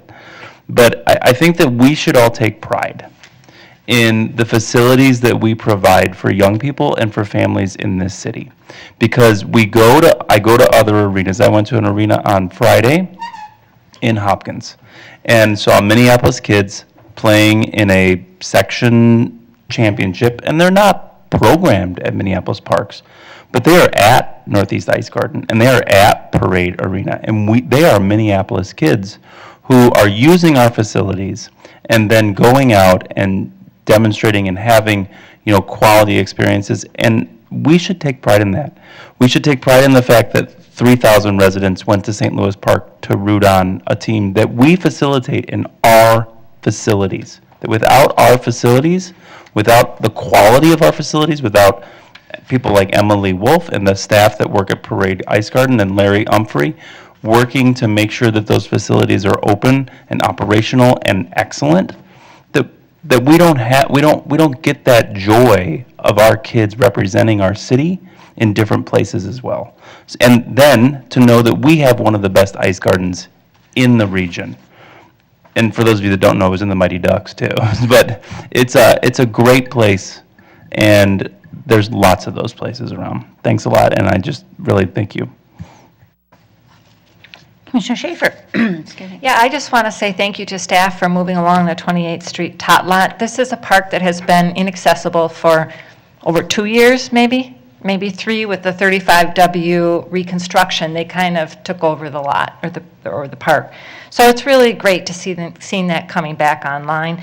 Thank you to City of Skate who helped with the design in that. And I would encourage every commissioner just to take 2 minutes and go online and fill out the simple survey about that park, because it's really important. It's just kind of across the big divide there from Abbott Hospital. And, it's been a park that it's an area that doesn't have a lot of green space. So I just would encourage you to, we hear a lot about some of the engagement around regional parks, et cetera. These little ones matter too. So just plug in and put a couple questions in there and respond to that. And if you have a new name, hey, maybe we can attribute it to you. I mean, not you, but you could maybe Schaefer, or I'm just kidding. But thank you very much. Commissioner Albert. Thank you. I have two things. First of all, I would like to thank the 4 Hope Academy 9th graders who took the time to write me about several topics: Powderhorn Park, East Phillips Park, and PV Park. I really appreciate it, and your active civic engagement. So thank you for that. I realize I probably should have shared the string reports of outside boards and commissions because I'm on the Cedar Riverside Partnership, but I'll just use my time now to share. We had a meeting last week, and the Cedar Riverside Partnership approved a resolution to support a cross-jurisdictional encampment policy, and I'm happy to send this on to whoever to share it with all of you if you'd like to see it. I just want to read the resolved clause. Resolved that the Cedar Riverside Partnership hereby expresses its support for the request that the state, as in the state of Minnesota, create a cross-jurisdictional encampment policy that includes at least having one contact person in government to discuss and respond to issues about the camp, having one entity or person coordinate services to the camp between government, nonprofit, and even private individuals, consider contracting with nonprofits, et cetera, guarantee a basic suite of services to camps, sanitation, hygiene, needle disposal basins, and outreach or intensive social services to house individuals.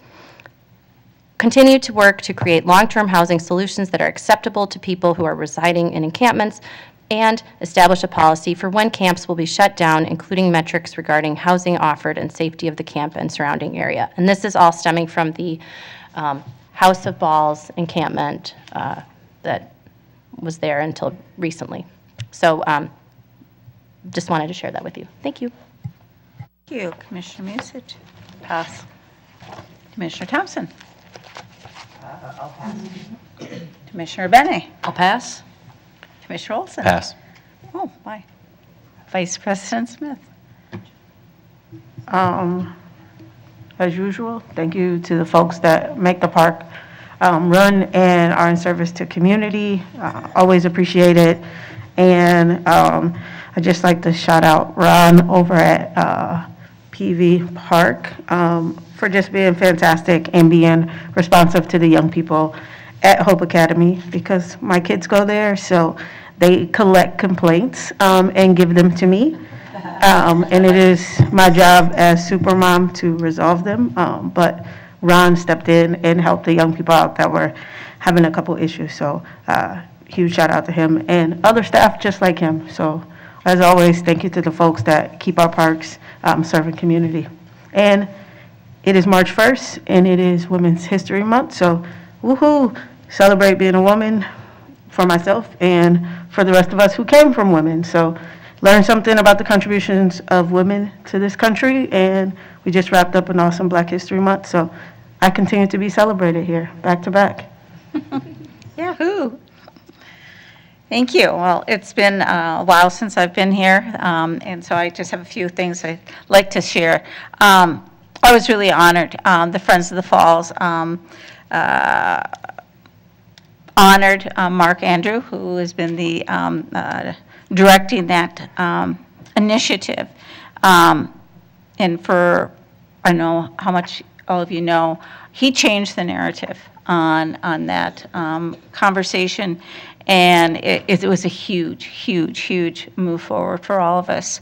And he is stepping down as the director of that, and Shelley Buck is taking over, and an amazing woman. I'm really excited about that, and just the direction that I believe that the majority of people that are sitting on that board are all Indigenous, and that just speaks volumes to me. So I'm really excited, and I thank you, Mark, for your leadership in that.